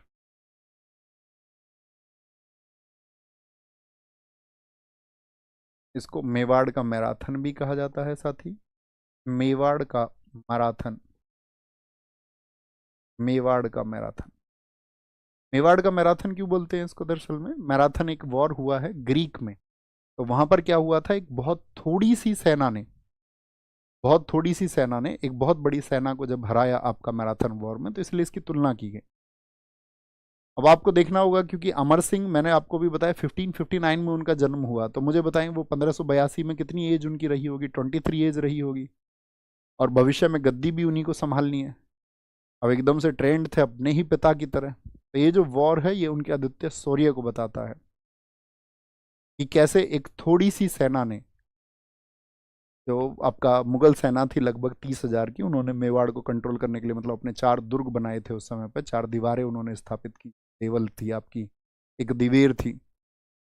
तो दिवेर में यहाँ पर एक कमांडर था, मुगल सेनापति जो था, यहाँ पे मुगल सेनापति था आपका, मुगल सेनापति, उसका नाम है सुल्तान खान। क्या नाम था? सुल्तान खान। अब इसको जिम्मेदारी मिली हुई थी उस समय पर, और कहते हैं कुंवर अमर सिंह, वो दिन था दशहरे का, विजयदशमी का दिन था। अब तलवारें एक बार निकली हैं तो फिर तो रक्त स्पर्श करके तभी वापस जाएंगी मैदान में। तो उन्होंने सीधे अटैक किया था सुल्तान पर, सीधे सुल्तान खान पर। सुल्तान खान ने सोचा भी नहीं था कि हमारी इतनी बड़ी सेना पर और ये मेवाड़ी जो हैं वो अटैक कर देंगे, लेकिन मेवाड़ियों ने एक करके दिखाया। राणा अमर सिंह जी ने एक करके दिखाया, और 30,000 की मुगल सेना ने आत्मसमर्पण किया या काट दी गई। वॉरियर्स देश में मौजूद थे, लेकिन क्या मैं आपको हमेशा बताता हूं कि वो एकजुटता नहीं थी। और सुल्तान खान को तो कहते हैं अमर सिंह ने बहुत दूर से फेंक के भाला मारा, और उसकी छाती से पार हुआ सुल्तान खान की। और जब वो गिरा रहा तो उसकी अंतिम इच्छा भी ये थी कि मैं एक बार उस व्यक्ति को देखना चाहता हूं जिसने मुझको भाला मारा था। तो कहते हैं किसी एक अलग आदमी का नाम दिखा दिया गया कि भैया ये हैं। बोला नहीं, मुझे खूब ध्यान है भाला मुझे किसने मारा है। उनकी आंखों का शौर्य, वो जो चमक है वो मुझे स्पष्ट दिखाई देती थी। सुल्तान खान का अंतिम स्टेटमेंट है, जिससे अंतिम इच्छा पूछ रहे थे जब। ये महाराणा प्रताप जैसे थे ऐसे ही उनके पुत्र भी थे। जहांगीर के समय पर मैं आपको बताऊंगा 1615 में किस प्रकार से मेवाड़ से संधि उनकी हुई, वो जहांगीर के टाइम पे हम जानेंगे। अभी तक इन चीज़ों को जितनी मैंने बताई हैं वो चीज़ें अपने मस्तिष्क में रखनी है। तो जो गोगुंदा पर अटैक किया आपका, तो यहाँ पर याद रख लेना, जब इन्होंने अपना अभियान जारी रखा तो अंतिम समय तक इन्होंने अपने अभियान को जिंदा रखा, और अपने बहुत सारे किलों को जो मुगलों ने छीन लिए थे उनको इन्होंने वापस जीता। महाराणा प्रताप जी की डेथ हुई थी आपका 1597 में। लिखना, महाराणा प्रताप जी की डेथ, महाराणा प्रताप की मृत्यु कब हुई थी? एक शिकार के बाद में, मतलब ये चोटिल हो गए थे 1597 में, और चोट से ही नहीं उबर पाए थे, ईस्वी में इनकी मृत्यु हुई। ठीक है, तो जब इनकी मृत्यु हुई तो उस समय पे अकबर था लाहौर में, ड्रीम इनका वही है। तो अकबर लाहौर में अकबर को ये संदेश सुनाया गया था कि महाराणा जी की मौत हो चुकी है।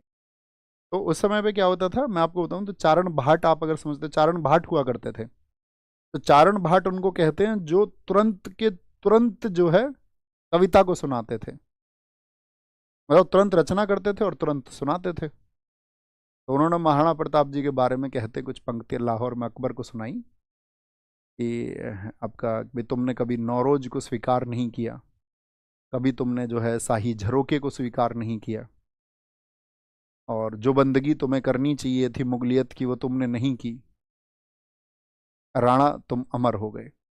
तो कहते हैं इन शब्दों को सुन के जब राणा तुम अमर हो गए, और देखो आज अकबर की गर्दन कैसे झुक गई और अकबर की आंखें कैसे अश्रुपूर्ण हो गई। तो मतलब वो अपना अपोनेंट मानता था अकबर, उनको कहता था कि भाई यार ऐसे भी दुश्मन मिलें जो ऐसे प्रतिद्वंदी हों। तो कहते हैं अकबर अपने पूरे शासन काल में ऐसा कोई प्रतिद्वंदी नहीं देख पाया। तो अकबर को भी उनकी मृत्यु पर बहुत दुख हुआ, क्षोभ हुआ। ठीक है, तो कब हुई है? 1597 में, ये आपको पता होना चाहिए। ये आपका, अब हम वापस लेके चलेंगे आपको, क्योंकि मैंने बताया 1567 में उन्होंने कहाँ पर अटैक किया था आपका, मेवाड़ पर। तो ये कहानी पूरी हुई कहाँ की? मेवाड़ की। कब? 1567 से शुरू हुई। अब वापस लेके चलेंगे अकबर के इसी समय के जो विजय अभियान है, जैसे कि 1562 के बाद में लेके चलते हैं आपको मेड़ता। मेड़ता के पहले क्या बता दिया मैंने? 1562 में आमेर। तो इसके बीच में और किस जगह अकबर क्या कर रहा था? तो लिखना 1564 गोंडवाना, बहुत इंपॉर्टेंट है। 1564 में 1564 में गोंडवाना को जीता। गोंडवाना क्षेत्र, गोंडवाना विजय कहते हैं इसको, जीता। ठीक है। और यहाँ पे जो नेतृत्व किया वो किसने किया? आशफ खान ने। नेतृत्व आशफ खान, आशफ खान ने। गोंडवाना के बारे में याद रख लेना, यहाँ पर कौन थी? रानी दुर्गावती थी। रानी दुर्गावती। और रानी दुर्गावती के जो पति थे संग्राम साहा, उनकी डेथ हो गई थी। तो जब संग्राम साहा की डेथ हो गई तो इनका छोटा बच्चा था अल्पवयस्क 4 साल का। उस बच्चे का नाम था वीर नारायण। तो वीर नारायण को गद्दी पे बिठाया गया था। और वीर नारायण को जब गद्दी पे बिठाया गया तो अकबर को यही राइट टाइम लगा और अकबर ने इसको अपने कंट्रोल में ले लिया। ठीक है। फिर 1569 में, 1569 में रणथंबोर को जीता। ये भी राजस्थान में ही था। रणथंबोर जीता। इसकी इंग्लिश लिख सकते हो ना, कॉन्क्वेस्ट ओवर या कैंपेन इन रणथंबोर, कुछ भी लिख लें आप। यहाँ पर थे आपके राजा सुरजन राय। राजा सुरजन राय। लगभग 1.5 महीने युद्ध चला। राजा सुरजन राय भी अकबर के खिलाफ खड़े हुए, इन्होंने भी अधीनता स्वीकार नहीं की थी, याद रख लेना। तो 1.5 महीने के युद्ध के बाद में ही अकबर इनको कंट्रोल कर पाया। इसी वर्ष 1569 में उसने कालिंजर को जीता। 1569। मुझे बताओ कालिंजर कहाँ पर स्थित है? कालिंजर कहाँ पर स्थित है? विन या वॉन कालिंजर इन 1569। यहाँ पे कौन थे? राजा रामचंद्र थे। इस व्यक्ति ने बिना किसी विरोध के किला सौंप दिया कि उसने देख लिया पीछे क्या हाल हुए हैं। 1570, 1567 में मारवाड़। मारवाड़, मारवाड़ का अर्थ क्या है आपका? जैसलमेर और बीकानेर। इन्होंने भी अधीनता स्वीकार की और अपनी बेटियों की शादियां इन्होंने भी की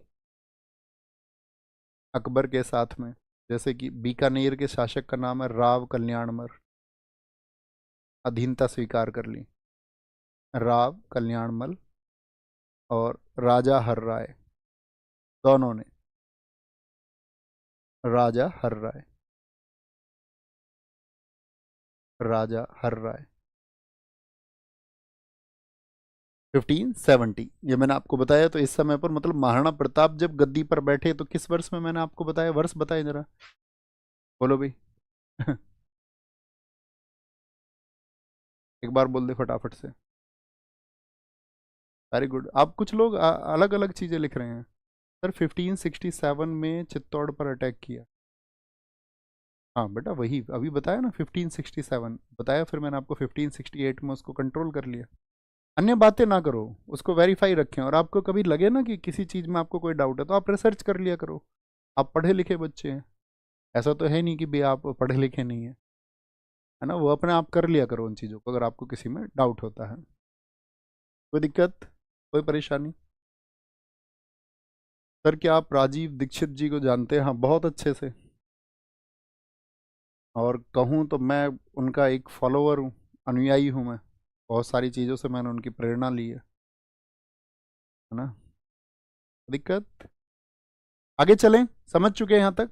तो यानी कि यहाँ के समय तक क्या था कि बहुत सारे जो राजपूत क्षेत्र थे, जैसे कि जैसलमेर, बीकानेर हो गया आपका, रणथंबोर हो गया, तो ये सब सरेंडर कर चुके थे। आमेर पहले ही सरेंडर कर चुका था। तो महाराणा प्रताप जी यानी मेवाड़ अकेला ऐसा था, या मैंने कहा आपसे रणथंबोर है, रणथंबोर को भी जीत लिया गया। तो महाराणा प्रताप अकेले थे जो मेवाड़ में क्या थे आपका संघर्ष कर रहे थे उस समय पर, अन्य कोई व्यक्ति। और मैंने कहा बहुत सारे लोग जिन्होंने उनको सहायता दी वो सब सैल्यूटेबल है, वो सब पूजनीय व्यक्ति हैं जो अपना संघर्ष कर रहे थे। आप कहेंगे भैया पूजनीय क्यों है?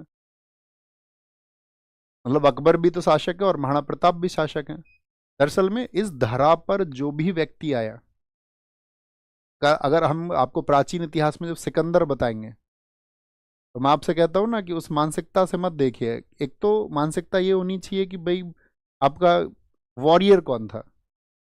तो वॉरियर आप ये नहीं कहेंगे जिसके पास बहुत सारे साधन हैं, बेशक उसने वो साधन निसंदेह अपनी क्षमता से जुटाए हैं, लेकिन उस समय पर भी बड़ी शक्ति के सामने अपने हक के लिए अपने अस्तित्व के लिए कोई लड़ाई लड़े तब असली योद्धा प्रतीत होता है।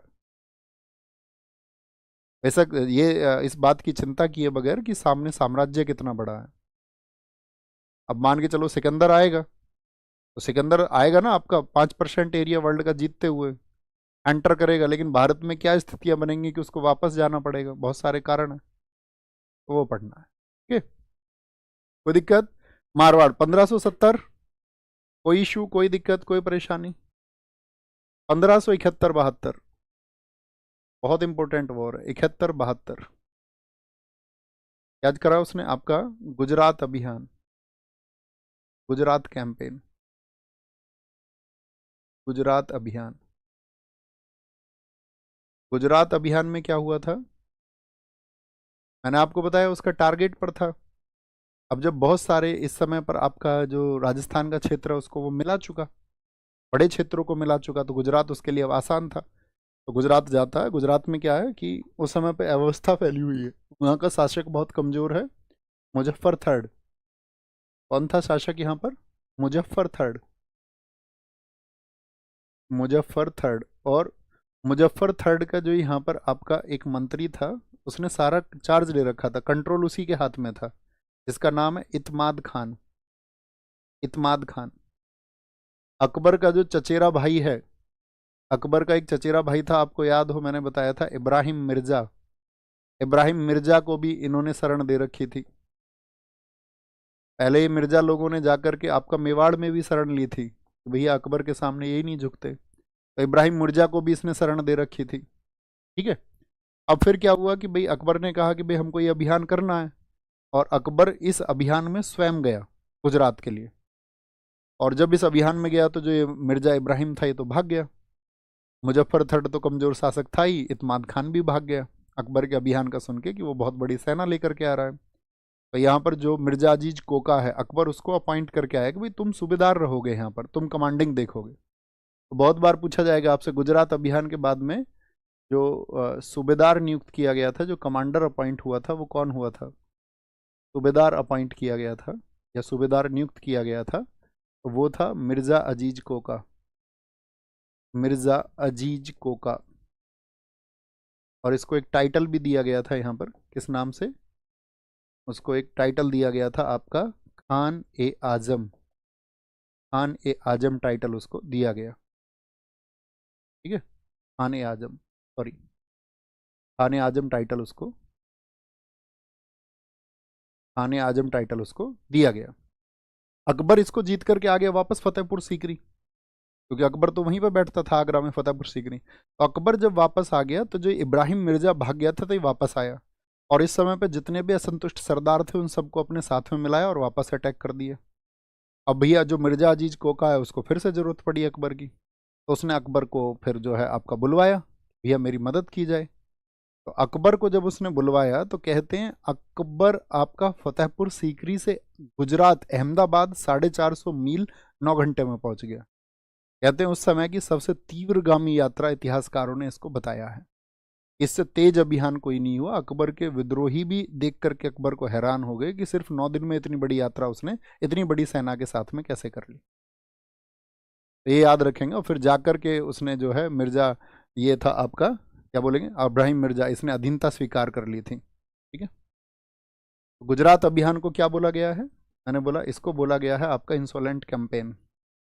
अकबर का कौन सा अभियान है जिसको द्रुतगामी अभियान कहा गया है? क्यों कहा गया है द्रुतगामी अभियान? बताओ कितने दिन में यात्रा तय हुई? क्योंकि 450 मील की यात्रा, एक मील में 1.6 किलोमीटर होते हैं, और ये आपका 9 डेज में, 9 दिनों में द्रुतगामी अभियान इसको। विंसेंट स्मिथ का भी नाम आता है कि उसने कहा है इंसोलेंट कैंपेन, इंसोलेंट कैंपेन इसको कहा गया है। ठीक है, और गुजरात अभियान के बाद में बहुत सारी चीजें हुई। अकबर ने पुर्तगालियों से पहली बार भेंट कब की थी? तो उसका मकसद ही ये था कि वेस्ट से जो आपका व्यापार हो रहा है, बिजनेस हो रहा है, उसको अपने कंट्रोल में रहे। पुर्तगालियों से भेंट यानी मीटिंग विद पोर्टुगीज, और अकबर ने यहीं पे पहली बार समुद्र को देखा। समुद्र को देखा पहली बार, और इसी युद्ध के उपसम में बहुत खुश हुआ क्योंकि उसका टारगेट था ना ये। उसने बनवाया क्या आपका, इसी विजय पर उसने गेट ऑफ मैग्निफिसेंस को बनवाया। इसी विजय पर क्या बनवाया गया उसने, बुलंद दरवाजा। कहाँ पर है बुलंद दरवाजा, ये विस्तार से तब मैं आपको बताऊंगा, जो मैंने बताया ना फ्राइडे वाली क्लास में, जब हम मुगल आर्किटेक्चर को पढ़ रहे होंगे तब विस्तार से बताएंगे। ठीक है भाई सब। बुलंद दरवाजा, बुलंद दरवाजा बोले gate of magnificence, gate of magnificence. ये बताओ ये है कहाँ पर, जो लोग जानते हो। फिसेंस, ये भैया फतेहपुर में है, फतेहपुर सीकरी, भारत का सबसे ऊंचा दरवाजा बोलते, फतेहपुर सीकरी। इसी विजय पर बुलंद दरवाजा बनवाया, बिल्ड बुलंद दरवाजा एट दिस विक्ट्री। ठीक है, कोई दिक्कत। 1571-72 के बाद में लिखिए 1576 बंगाल। अब पश्चिम की तरफ तो उसके अभियान पूरे हो गए, तो इससे आगे थोड़ी ना चला जाएगा आप कहीं, देखिए। हालांकि वो मिड एशिया गया था बाद में, कोई फायदा नहीं हुआ। तो इधर उसने राजपुताना, इधर मैंने आपको बताया कि यहाँ पर आपका गुजरात क्षेत्र को उसने जीता। तो अब किधर जाएगा, पूर्व की तरफ। और जब पूर्व की तरफ उसकी कामयाबी बढ़ जाएगी फिर चलेगा दक्षिण की तरफ। किधर, दक्षिण की तरफ। अब पूर्व की ओर 1576 में कहा, बंगाल। बंगाल में शासक कौन था, दाऊद खान। शासक था यहाँ पे दाऊद खान, दाऊद खान। तो पूर्व में इस तरह से जीता। फिर उत्तर की तरफ गया आपका कश्मीर, 1585, 85 नहीं 86 ही लिखिए, क्योंकि 1585 में अभियान किया और 86 में जीत लिया था। तो हम सीधे एक लाइन लिखेंगे, कश्मीर जीता, win over Kashmir, victory over Kashmir. Kashmir को जीता, और कश्मीर को जीत करके यहाँ पर जो सूबेदार नियुक्त किया था वो किया था उसने मानसिंह को, मानसिंह को। दरअसल में उसका जो चचेरा भाई है ना इब्राहिम, वो यहीं भाग गया था फिर, मानसिंह, मानसिंह को। ठीक है, हकीम मिर्जा जो था उसका चचेरा भाई था, वो यहाँ जा करके शासन करने लगा था। तो इसीलिए अकबर ने वहाँ पर अपनी सेना भेजी। ये जो है आपका, पहले तो उसने जो है अधीनता स्वीकार कर ली थी अकबर की गुजरात अभियान के बाद में, फिर भाग के पहुंच गया कहाँ पर, कश्मीर। तो कश्मीर का अभियान इसीलिए किया गया था।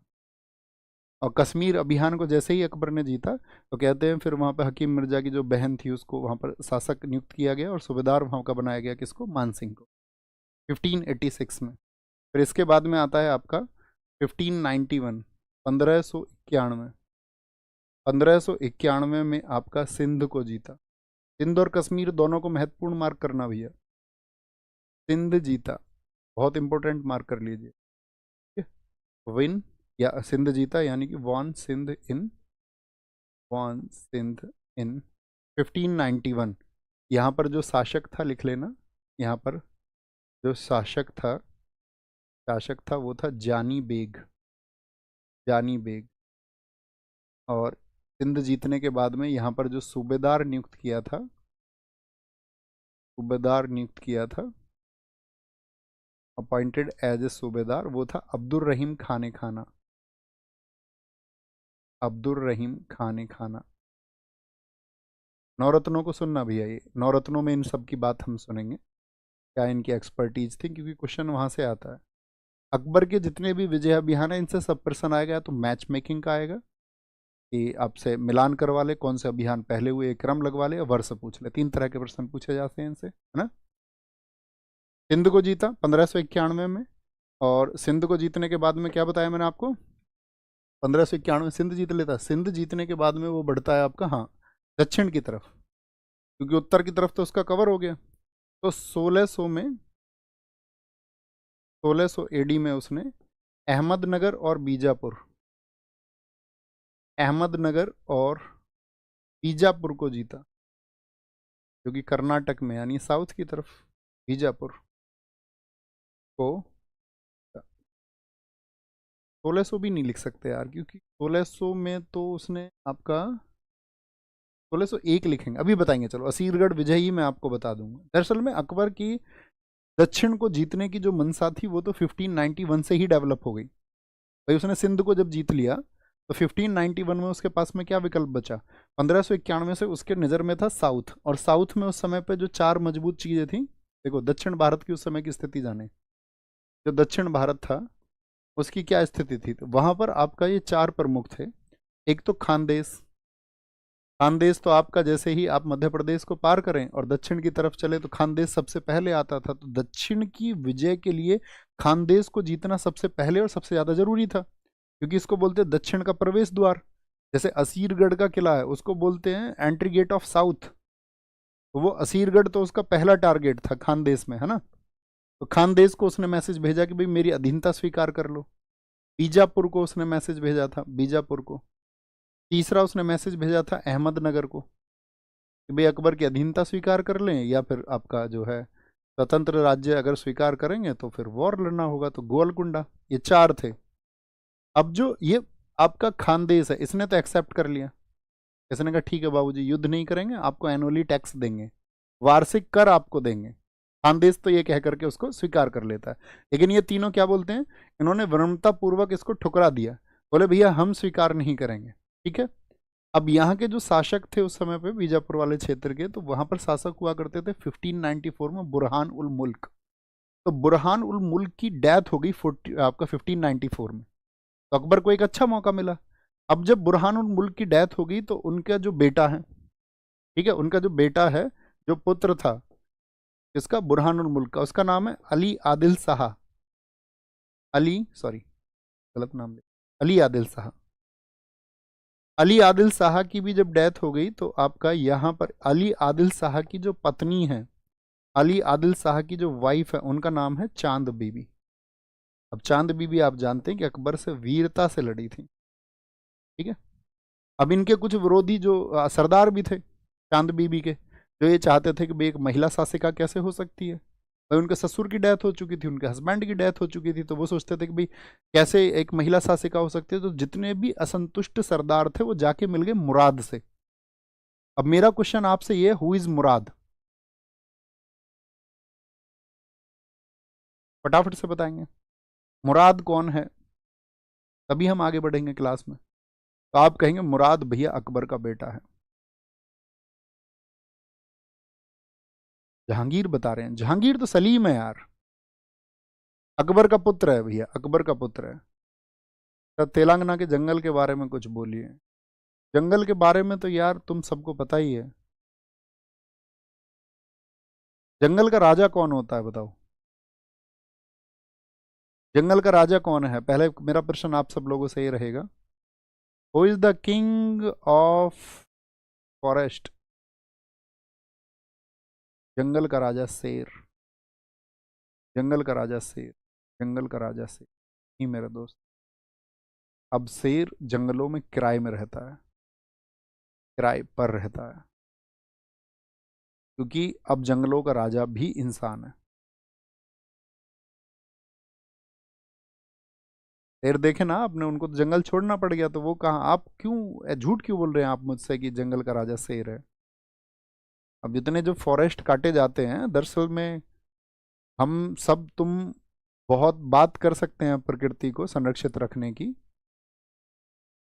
और सबसे बड़ी बात क्या है कि प्रकृति को संरक्षित रखने की बात जब हम करते हैं, और ये बात मैं आपसे इस समय एसी में खड़े होकर कर रहा हूँ, एसी में, जो कि पर्यावरण पर प्रभाव डाल रहा है,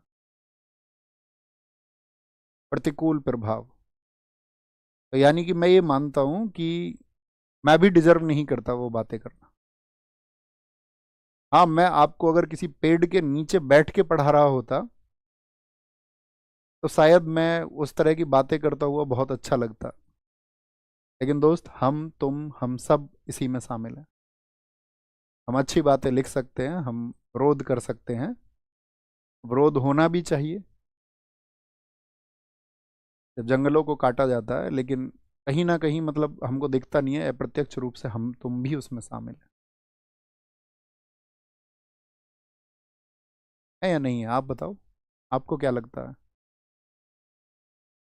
आपके घर अगर आप एक फ्रिज का इस्तेमाल कर रहे हैं तो आप पर्यावरण प्रतिकूल कार्य कर रहे हैं, वहाँ भी आपका बहुत सारी चीज़ें नष्ट हो रही हैं। अब टेक्नोलॉजी का जितना भी इस्तेमाल कर रहे हो, आप गाड़ी का इस्तेमाल कर रहे हो, चाहे आप बाइक का इस्तेमाल कर रहे हो, तो वहाँ भी तो नुकसान ही हम लोग कर रहे हैं।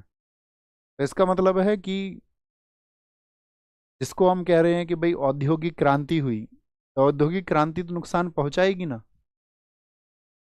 तो हमने जब इतनी सारी चीज़ों पे बात की, तो हम ये सोच सकते हैं कि भैया फिर सॉल्यूशन क्या है। तो सॉल्यूशन यही है कि कंजप्शन जो बाकी चीज़ों का है वो कम किया जाए, और कम नहीं किया जाए तो कम से कम वृक्ष तो लगाए जाएं, या वृक्षों को कटने से बचाया जाए। जैसे कि भाई इनडायरेक्ट मैंने बताया, फ्रिज है, एसी है, इन सब का प्रभाव पड़ रहा है, हम तुम सब उसके आदी हो चुके हैं, या उसमें हम उनका प्रयोग करते हैं। लेकिन हम पेड़ लगा सकते हैं, और हम पेड़ों को बचा सकते हैं। कम से कम जंगलों को तो ना काटा जाए, इतनी भर उम्मीद तो सरकार से कर ही सकते हैं। क्योंकि भाई उद्योग भी जरूरी है देश के लिए, और औद्योगिक क्रांति भी मान लिया विकास के लिए जरूरी है, तो कहीं ऐसी जमीन पर हो सकती है कि जहां पर बहुत घने जंगल ना हो, घने वन ना हो। देश में बहुत सारी जगह हैं ऐसी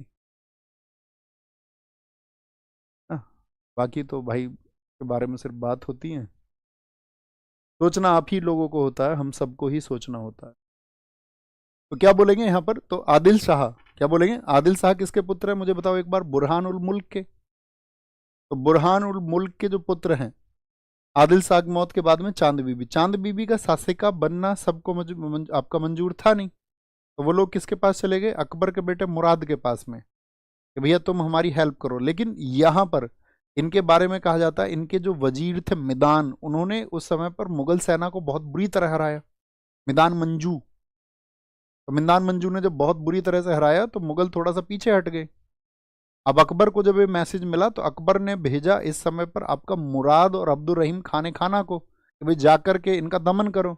लेकिन अब्दुल रहीम खाने खाना और आपका साथ में कौन था, मुराद, इन दोनों की आपस में बनती नहीं थी। तो ये जो अभियान पर गए, तो इन दोनों को अलग कर दिया गया।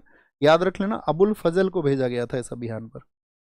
अबुल फजल, खाने खाना को वापस बुलाया गया, अबुल फजल, और अबुल फजल के साथ में मुराद को, एक भाई शासन को सीख जाएगा। ठीक है।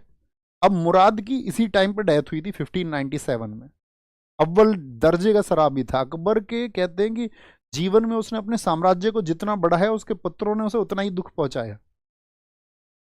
1597 में उसके पुत्र की डेथ होगी, बहुत ज्यादा शराब पीता था मुराद। मुराद के बाद में इस अभियान पर दानियाल को भेजा गया। दानियाल भी अकबर के मरने से पहले मर गया। अकबर के मरते मरते उसका एक ही पुत्र जीवित बचा, सलीम जहांगीर, जो कि नालायक था, एकदम से विरोधी, एकदम से अड़ियल, एकदम से जिद्दी। उसको अकबर लाख मनाए, कल की क्लास में मैं आपको बताऊंगा कि वो लाख मनाए जाने के बावजूद भी अकबर की बातों को ना माने। बस अंतिम समय में जब उसको ये लग गया ना, अकबर के अंतिम समय के बाद में, कि हाँ ठीक है, अब तो गद्दी अपने को ही संभालनी है, तब जाकर के वो थोड़ा सा कुछ दिनों के लिए शांत हुआ। नहीं तो बड़ा अशांत व्यक्ति था जहांगीर अपनी युवा अवस्था में। ठीक है, बात समझे। तो अबुल फजल और मुराद इसमें याद रख लेना। और जब क्या बोलेंगे यहाँ पे, मैंने क्या बताया आपको, यहाँ पे शासिका नोट करना, कौन थी शासिका, चांद बीबी। और चांद बीबी ने यहाँ पर आत्महत्या की थी, शासिका। शासिका कौन थी यहाँ पर, चांद बीबी, लिख लेना भैया। और इन्होंने कर ली थी आत्महत्या, आत्महत्या। ठीक है। इसी अभियान के दौरान 1601 में असीरगढ़ के किले को जीता, 1601 में असीरगढ़ का किला जीता, असीरगढ़ का किला जीता, विक्ट्री ओवर असीरगढ़ फोर्ट इन 1601, 1601 में असीरगढ़ का किला जीता।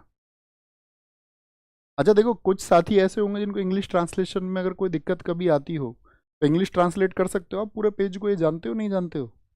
गूगल पे जाया करो, गूगल यूज करते हो, गूगल, गूगल, गूगल में लिखो फ्रॉम हिंदी टू इंग्लिश, क्या लिखोगे, from Hindi to English, Google में टाइप कर दो इस चीज़, और जैसे ही टाइप कर दोगे तो वहाँ एक ऊपर आएगा फॉर्मेट हिंदी का और इधर इंग्लिश का। इधर कौन नहीं पाता, कैमरा बना हुआ, उस कैमरे में फ़ोटो खींच लो अपने हिंदी के, या किसी बच्चे को जो इंग्लिश मीडियम का बच्चा हो तो उसको फ़ोटो खींच लिया करो, और फोटो क्लिक करके फिर वो आपको इंग्लिश ट्रांसलेशन दिखा देगा। आपको किसी भी वर्ड की जरूरत है उसको आप लिख सकते हैं। ठीक है, बात समझ में आई। असीरगढ़ का किला जीता, और असीरगढ़ का किला जीता गया है 6 जनवरी 1601 को, 1601, और ये अकबर की अंतिम विजय है, अकबर की अंतिम विजय। अब आप सोचेंगे भैया कि आपने तो कहा था खानदेश उसने सबसे पहले जीत लिया था, और अभी आप बता रहे हैं 1601। दरअसल में जब खानदेश ने एक्सेप्ट किया था तो यहां पर इनका शासक होता था अली खान, और उस अली खान की डेथ हुई थी 1599 में, 1599 में। और अली खान की डेथ होने के बाद में वहां पर शासक आया था मीरन, उसका बेटा, ठीक है, मीरन बहादुर शाह। और मीरन बहादुर शाह जैसे ही गद्दी पे बैठा था तो उसने क्या बोल दिया था कि भाई मैं इंडिपेंडेंट रूलर हूँ, मैं मुगल शासन की जो मेरे पिता ने अधीनता स्वीकार की थी उसको निरस्त करता हूँ। तो इसीलिए फिर यहाँ पर इनको वापस से असीरगढ़ जाना पड़ा, और असीरगढ़ में एक वॉर लड़नी पड़ी, और असीरगढ़ का किला जो मतलब एक अभेद किला माना जाता था उसको तब जीता गया, इसीलिए एक महत्वपूर्ण विजय मानी जाती है, इसको हमेशा याद रख लेना। तो असीरगढ़ फोर्ट कब का, 1601 का। और इसके बाद में आप जानते ही हो अकबर की मृत्यु कब हुई। अकबर की मृत्यु 25 अक्टूबर, 25 अक्टूबर 1605 को, याद रखेंगे, 25 अक्टूबर 1605 को उसकी मृत्यु हो गई। मकबरा कहाँ पे बना है इसका, मकबरा भी इंपॉर्टेंट क्वेश्चन बन जाएगा। अकबर बीमार रहा था, इसको मतलब दस्त लग गए थे, दस्त, दस्त समझते हो, डायरिया, पेचिस। ये कहा जाता है कि अकबर जो है 3 अक्टूबर को बीमार हुआ और 22 दिन बाद उसकी डेथ होगी, 25 तारीख को। ठीक है, तो दी एंड उसका कहाँ हुआ आपका, 1605 में। कितने वर्षों का शासन रहा, 49 वर्षों का। मकबरा उसने बनाया कहाँ पे, सिकंदरा में। अब देखो इसके समय पर मैंने बोला जब इसने 3 क्षेत्रों को यहाँ पर जीता, गोलकुंडा छोड़, बीजापुर, अहमदनगर और खानदेश, 3 ये जीत लिए। तो यहाँ पे कहा जाता है अकबर के जो उत्तर और आपका क्षेत्र में 12 थे तो 3 यहाँ पर बढ़ गए, तो उसके समय पे सूबे थे, सूबे हो गए थे उसके टाइम पे 12 उधर हो गए आपका, पश्चिम पूर्व और उत्तर के सूबे उसके समय पर हो गए थे कितने, 15 प्रांत, जैसे आज भारत में आप पढ़ते होंगे 28 स्टेट है। तो अकबर के अपने साम्राज्य के सूबे की संख्या कितनी थी, ये हम व्यवस्था को एक साथ पढ़ाएंगे आपको, जो मैंने कहा ना मुगल कालीन आपका जो व्यवस्था है उसको एक क्लास में सारी को पढ़ेंगे। बहुत बढ़िया।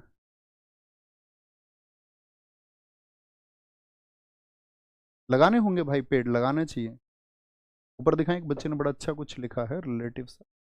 अकबर ने सोने की चाबी से दरवाजा खोला था किस विजय पे, ये कह रहे हैं लॉयन क्लासेस, दोस्त यही विजय है। असीरगढ़ के किले को ही कहा जाता है कि दक्षिण की उसकी विजय के जो कारण है वो सोने की चाबी से उसने दरवाजा खोला, क्योंकि यहाँ पे अकबर ने बहुत दान दिया था, बहुत धन उसने बांटा था। तो इतिहासकार एलपी शर्मा ने इस बात को कहा है। बहुत बढ़िया। ठीक है जी, बात क्लियर है, इतनी बात में कोई दिक्कत तो नहीं। अब आ जाते हैं छोटे से टॉपिक, और आज का हमारा इंपॉर्टेंट टॉपिक भी रहेगा अकबर के नवरत्न। नोट करें, कितने नवरत्न, नव माने 9, अकबर के नवरत्न, नवरत्न ऑफ अकबर। बहुत ध्यान से सुनना भैया, नवरत्नाज ऑफ अकबर। आप भी लें एक आध नाम, अगर आप जानते हो किसी एक व्यक्ति का नाम तो क्या बोलोगे। सबसे प्रमुख तो आता है बीरबल, बहुत विद्वान व्यक्ति, बीरबल। वास्तविक नाम, इसका असली नाम क्या था, वास्तविक नाम था इसका महेश दास, महेश दास। ये वो क्लास 3 15 शेड्यूल कर देना ना। अब देखो, बीरबल बहुत साधारण व्यक्ति था। मैं हमेशा एक कहानी सुनाता था कि बीरबल, आप जानते हैं उस कहानी को, बीरबल कैसे एंटर हुआ था अकबर से, उसकी मुलाकात कैसे हुई। अब अकबर तो आपका जो है पान खाता था, और बीरबल लगाता था आपका मुख्य महल के बाहर पान की दुकान।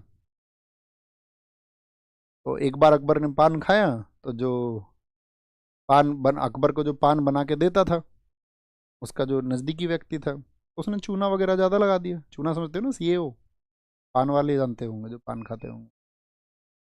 तो कहते बादशाह की जीभ कट गई। अब बादशाह की जीभ जब कट गई अकबर की, तो अकबर ने कहा कि उस व्यक्ति को, जिसको पान बना के देता था अकबर को, कि भाई तुम जाओ बाहर और बाहर से आधी किलो चूना लेके आओ। अब वो आधी किलो चूना उसने जाकर के बीरबल से मांगा कि भैया आधी किलो चूना दे दो। उसने बोला यार इतने कहाँ जरूरत पड़ गई। वो समझ गया बीरबल कुछ ना कुछ, बीरबल विद्वान व्यक्ति था, उसने सोचा कि कुछ गड़बड़ हुई है। मैं पूछा कि भाई क्या सीन है। उसने बोला कि जी पता नहीं, बादशाह की कहते जीभ कट गई है थोड़ी सी, और उन्होंने आधी किलो चूना मंगाया। बोला बेटा तुझे खिलाएगा वो, पक्का तुझे खिलाएगा, तू पान लगाता है उसका, और तूने कल पान में चूना ज़्यादा लगा दिया, उस वजह से जीभ कट गई है। तो कहते बीरबल ने उसको घी और दिया साथ में, ये घी ले जाओ, और बादशाह जब तुझे चूना खाने को कहे तो तू घी पी लेना। अब वो तो गया चूना लेके, वही बात हुई, बादशाह ने उससे को कहा, उसने बादशाह जाके ये रहा जी चूना। अकबर ने कहा ठीक है, तो उसे खा जाओ चूने को। अब पता चलेगा बेटा तुम्हारे अंदर जब तुम्हारा स्मॉल इंटेस्टाइन कटेगा, लार्ज इंटेस्टाइन कटेगा। बादशाह की तो जीभ कटी है, अब तुम्हारी आंतें कटेंगी। अब उसने चूना खाया, जैसा बीरबल ने उसको कह रखा था कि पक्का तुझे ही खिलाएगा, तो घी पी लेना ऊपर से। तो उसने घी पी लिया ऊपर से। अब जब घी उसने ऊपर से पी लिया, तो बच गया, उसकी जान बच गई। तो उस समय कहा जाता है कि अकबर ने उसको देखा, ये किस्सा है एक, उसमें वैज्ञानिकता कितनी है पता नहीं।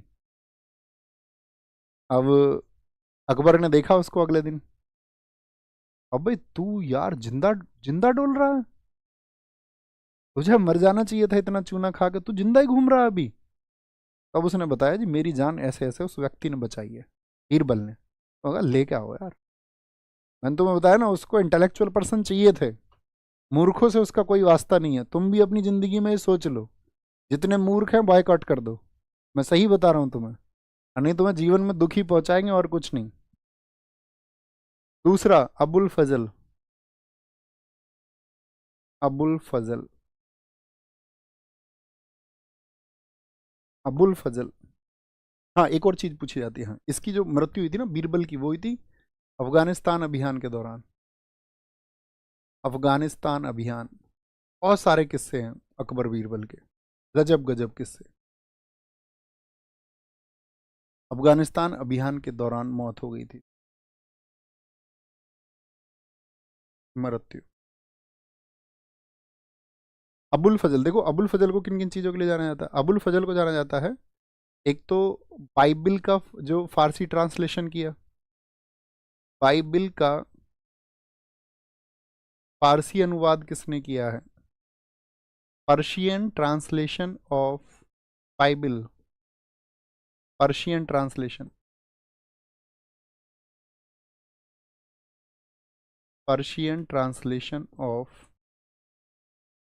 ऑफ बाइबिल, बाइबिल का फारसी में अनुवाद। ठीक है।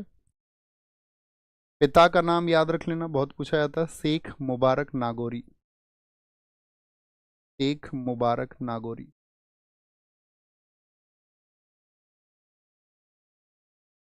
तीसरी चीज याद रख लेना, अकबरनामा का लेखक है ये, अकबरनामा पुस्तक लिखी,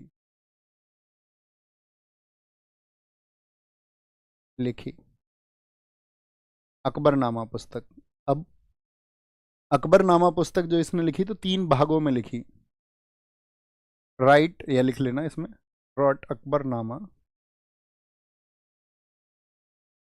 अकबरनामा।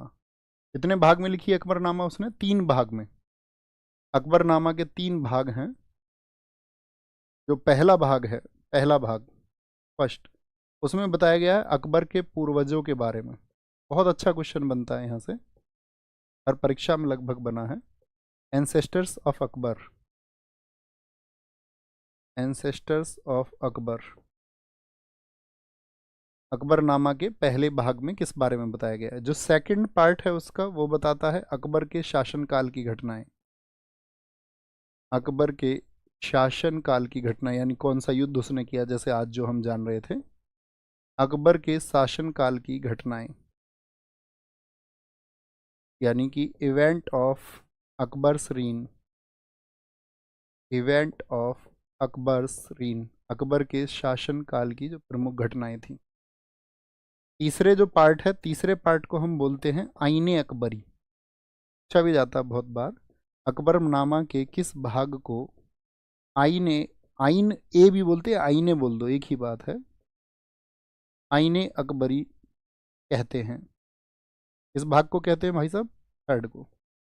और तीसरे भाग में क्या है, इसमें अकबर का जो प्रशासन है यानी कि उसका एडमिनिस्ट्रेशन, उसके समय पे जो राजस्व लिया जाता था, रेवेन्यू, या अकबर के समय पे जो आपका कौन कौन से रीति रिवाज कस्टम्स थे, या उस समय की संस्कृति कैसी थी, कल्चर कैसा था। संस्कृति यानी हम कह सकते हैं administration, revenue, rituals and customs and culture, इन सब की बात की गई है थर्ड पार्ट में। ये है अकबरनामा। किसने लिखी अकबरनामा? अबुल फजल ने। लेकिन याद रख लेना, एक पुस्तक अबुल फजल के अकबरनामा से भी ज़्यादा विश्वसनीय मानी जाती है, जिसको कहा जाता है तबकात अकबरी। तबकात अकबरी पुस्तक का लेखक कौन है, ये भी आप किनारे पे लिख लेना। मैं उसका प्रश्न भी आपके लिए लेकर के आया हूँ आज। एक पुस्तक है तबकात अकबरी, कहीं किनारे पे लिखना, ये भी अकबर के बारे में और इससे ज़्यादा विश्वसनीय है। तबकात अकबरी। कहते हैं कि अबुल फजल ने तो बहुत सारी चीज़ों को बढ़ा चढ़ा के दिखाया है। तबकात अकबरी, इसको लिखा निज़ामुद्दीन अहमद ने लिखा है, निज़ामुद्दीन अहमद, निज़ामुद्दीन अहमद ने इसको लिखा है। कल मैं आपको बताऊंगा जहांगीर के, या भी लिखवा देते हो तो छोटा सा फैक्ट है, याद ही आ जाएगा। दरअसल में अबुल फजल की जो हत्या की थी वो अकबर के बेटे जहांगीर ने की थी, क्योंकि अकबर जहांगीर को बार बार मनाता था कि बेटा तुम शैतानी मत करो। एक बार उसने इसको भी भेज दिया, अबुल फजल को भी। अब जहांगीर को ये बात इतनी बुरी लग गई थी कि उसने वीर सिंह बुंदेला से हत्या करवा दी अबुल फजल की। ये बात भी लिख लो, अबुल फजल की हत्या जहांगीर ने करवाई थी। क्या बोलेंगे, इसकी जो हत्या है वो किसने कराई थी? जहांगीर ने। जहांगीर ने, और किससे कराई थी? वीर सिंह बुंदेला से। ठीक है, हत्या जहांगीर ने 1602 में। इतना सनकी था वो, ये समझो आप। ठीक है? तीसरा, अबुल फजल का ही भाई यानी शेख मुबारक का ही पुत्र तीसरा, वो है फैजी। किसका भाई है ये? फजल का भाई है, अबुल फजल का भाई। और अबुल फजल का भाई ये मतलब, ये भी ज्ञानी तो सारे ही हैं, इंटेलेक्चुअल पर्सन सारे हैं। ये आपका गणित का शिक्षक था, गणित का शिक्षक था ये। ठीक है, क्या बोलेंगे, गणित का शिक्षक था आपका। और दूसरी चीज लिखना, ये आपका किस किस को पढ़ाता था? सलीम और मुराद दोनों को। सलीम और मुराद, सलीम और मुराद का टीचर था ये। ठीक है, गणित के अलावा क्या बोलेंगे, अबुल फजल का बड़ा भाई है तो मैंने बताया। इसको जो टाइटल दिया गया था, उपाधि दी गई थी, इसकी उपाधि थी मलिक उस सोरा, मलिक उस सोरा। और मलिक उस सोरा का मतलब है आपका कवि सम्राट, यानी कि ये कविताएं भी अच्छी लिखता था, अभी तो टाइटल दिया गया कवि सम्राट। और इसी ने आपका, क्योंकि गणित को ये जानता था, तो लीलावती एक पुस्तक है, बताओ उसके राइटर कौन बताए थे? मैंने इसी क्लास में आपको बताए थे लीलावती के राइटर। लीलावती, तो लीलावती के राइटर भास्कराचार्य, भास्कराचार्य। लीलावती, भास्कराचार्य ने जो लिखा है लीलावती का फारसी में अनुवाद, फारसी में अनुवाद, फारसी में अनुवाद। चौथा, फैजी के अलावा और नाम लिखिए, कोई एक जानते हो आप? भास्कराचार्य बहुत सारे साथियों ने बताया। Very good. तो क्या बोलेंगे, चौथा व्यक्ति जो हुआ वो है टोडरमल। टोडरमल मैं आपको बता चुका, टोडरमल ने कौन सी प्रथा लागू की थी? टोडरमल है अकबर का वित्त मंत्री। अकबर का वित्त मंत्री। वित्त मंत्री। कौन सी प्रथा इसने लागू की थी? भूमि मापने के लिए, या 10 साल का रिकॉर्ड बनाया था, दहसाला प्रथा। दहसाला प्रथा। और दहसाला प्रथा में जो भूमि मापन हुआ था, जो लैंड मेजरमेंट हुआ था, उसमें कौन से इस्तेमाल किया था इसने? गज ए इलाही स्केल का। गज ए इलाही पैमाने का प्रयोग किया। पहले गजे सिकंदरी बताया था, सिकंदर लोदी का। गजे इलाही भी होता था 41 उंगल या 30 इंचज का। 33 इंचज का होता था गजे इलाही। इसके दो भाग होते थे, क्या बोलेंगे? दो भाग इसके होते थे, जिनको कहा जाता था तस्सुज। तस्सुज। ये मैं आपको इसलिए नोट करा रहा हूँ क्योंकि इससे संबंधित एक प्रश्न मैंने आपके लिए रिसर्च में पाया, तो ये मैंने सोचा था ये मैं आपको बताऊंगा यहाँ। टोडरमल के। टोडरमल। एक आपका पांचवा, अब्दुल रहीम खाने खाना, ये किसका बेटा है बताओ? अब्दुल रहीम खाने खाना। अब्दुल रहीम खाने खाना ये किसका बेटा है? तो आप याद रखोगे अब्दुल रहीम खाने खाना इसलिए जाना जाएगा, इसको जानेंगे दो चीजों के लिए। एक तो साथी इसको जानना है, बाबरनामा का फारसी अनुवाद इसने किया। बाबरनामा किस भाषा में लिखी गई थी दोस्त? तो आप कहेंगे भैया उसको लिखा गया था चगताई तुर्क में। तो वो एक टर्किश लैंग्वेज में थी चगताई में, तो उसको इसने लिखवाया किसमें? फारसी में, यानी Persian translation of Baburnama. Okay. हाँ, बाबरनामा से मुझे एक चीज और याद आई। अभी मैंने आपको बताया था ना अकबरनामा। अकबरनामा जो पुस्तक लिखी गई, ये 7 वर्ष में पूर्ण हुई थी। 7 वर्ष में पूर्ण, ये क्वेश्चन पूछा जाता है। कितने दिनों में अकबरनामा को लिखा गया था? 7 वर्ष में। ठीक है, यानी कि आप कहोगे पूरा लंबे जीवन का नहीं है, फटाफट लिखा हुआ इतिहास है, इसलिए ज़्यादा विश्वसनीय नहीं। बाबरनामा का फारसी अनुवाद, हाँ, इसकी एक बुक और है। बुक का नाम है खैट कोटुकम। खैट कोटुकम। संस्कृत का विद्वान भी है ये व्यक्ति, याद रखना, अब्दुल रहीम खाने खाना। खैट कोटुकम संस्कृत की पुस्तक है एक, लिखी। खैट कोटुकम पुस्तक किसने लिखी है? ठीक है भाई साहब। अब्दुल रहीम खाने खाना, सॉरी, अब्दुल रहीम खाने खाना हो गया आपका। एक और व्यक्ति सोचिए, तानसेन, सबसे प्रमुख व्यक्ति, संगीत सम्राट तानसेन। 6th 1, तानसेन।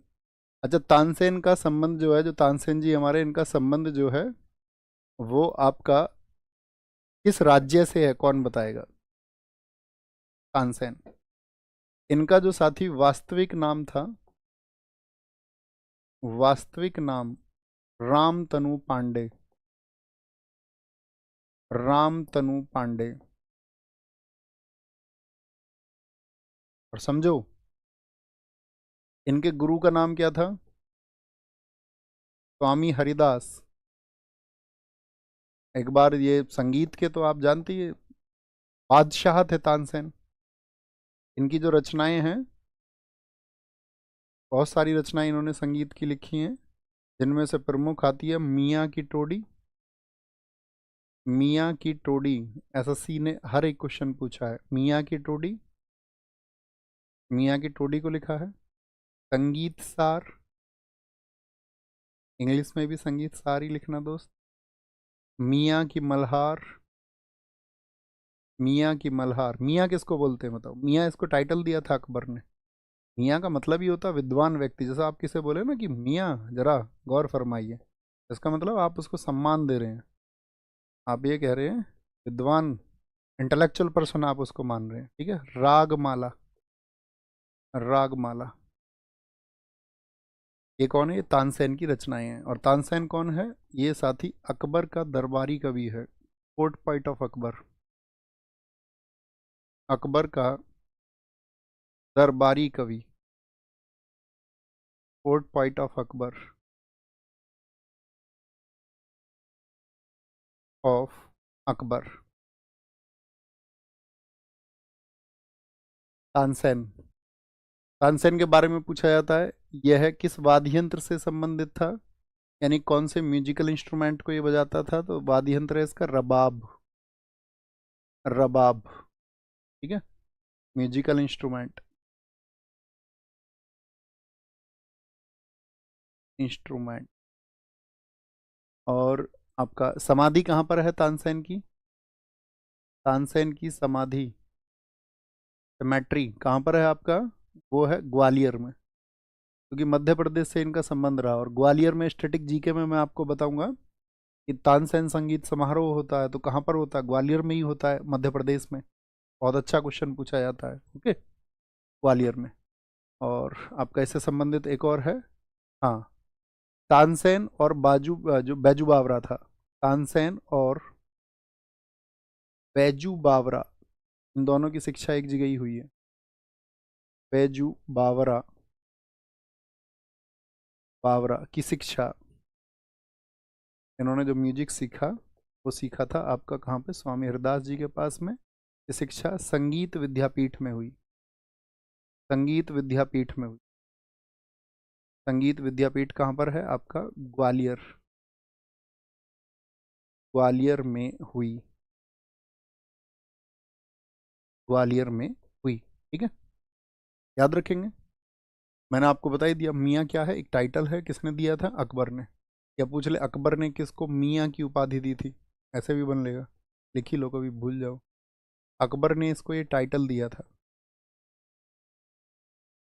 और आपका क्या बोलेंगे, गुरु इनके स्वामी हरिदास है। बड़ा अच्छा जिक्र आता है, किस्सा आता है, अकबर जब तानसेन का संगीत सुनता तो डूब जाता।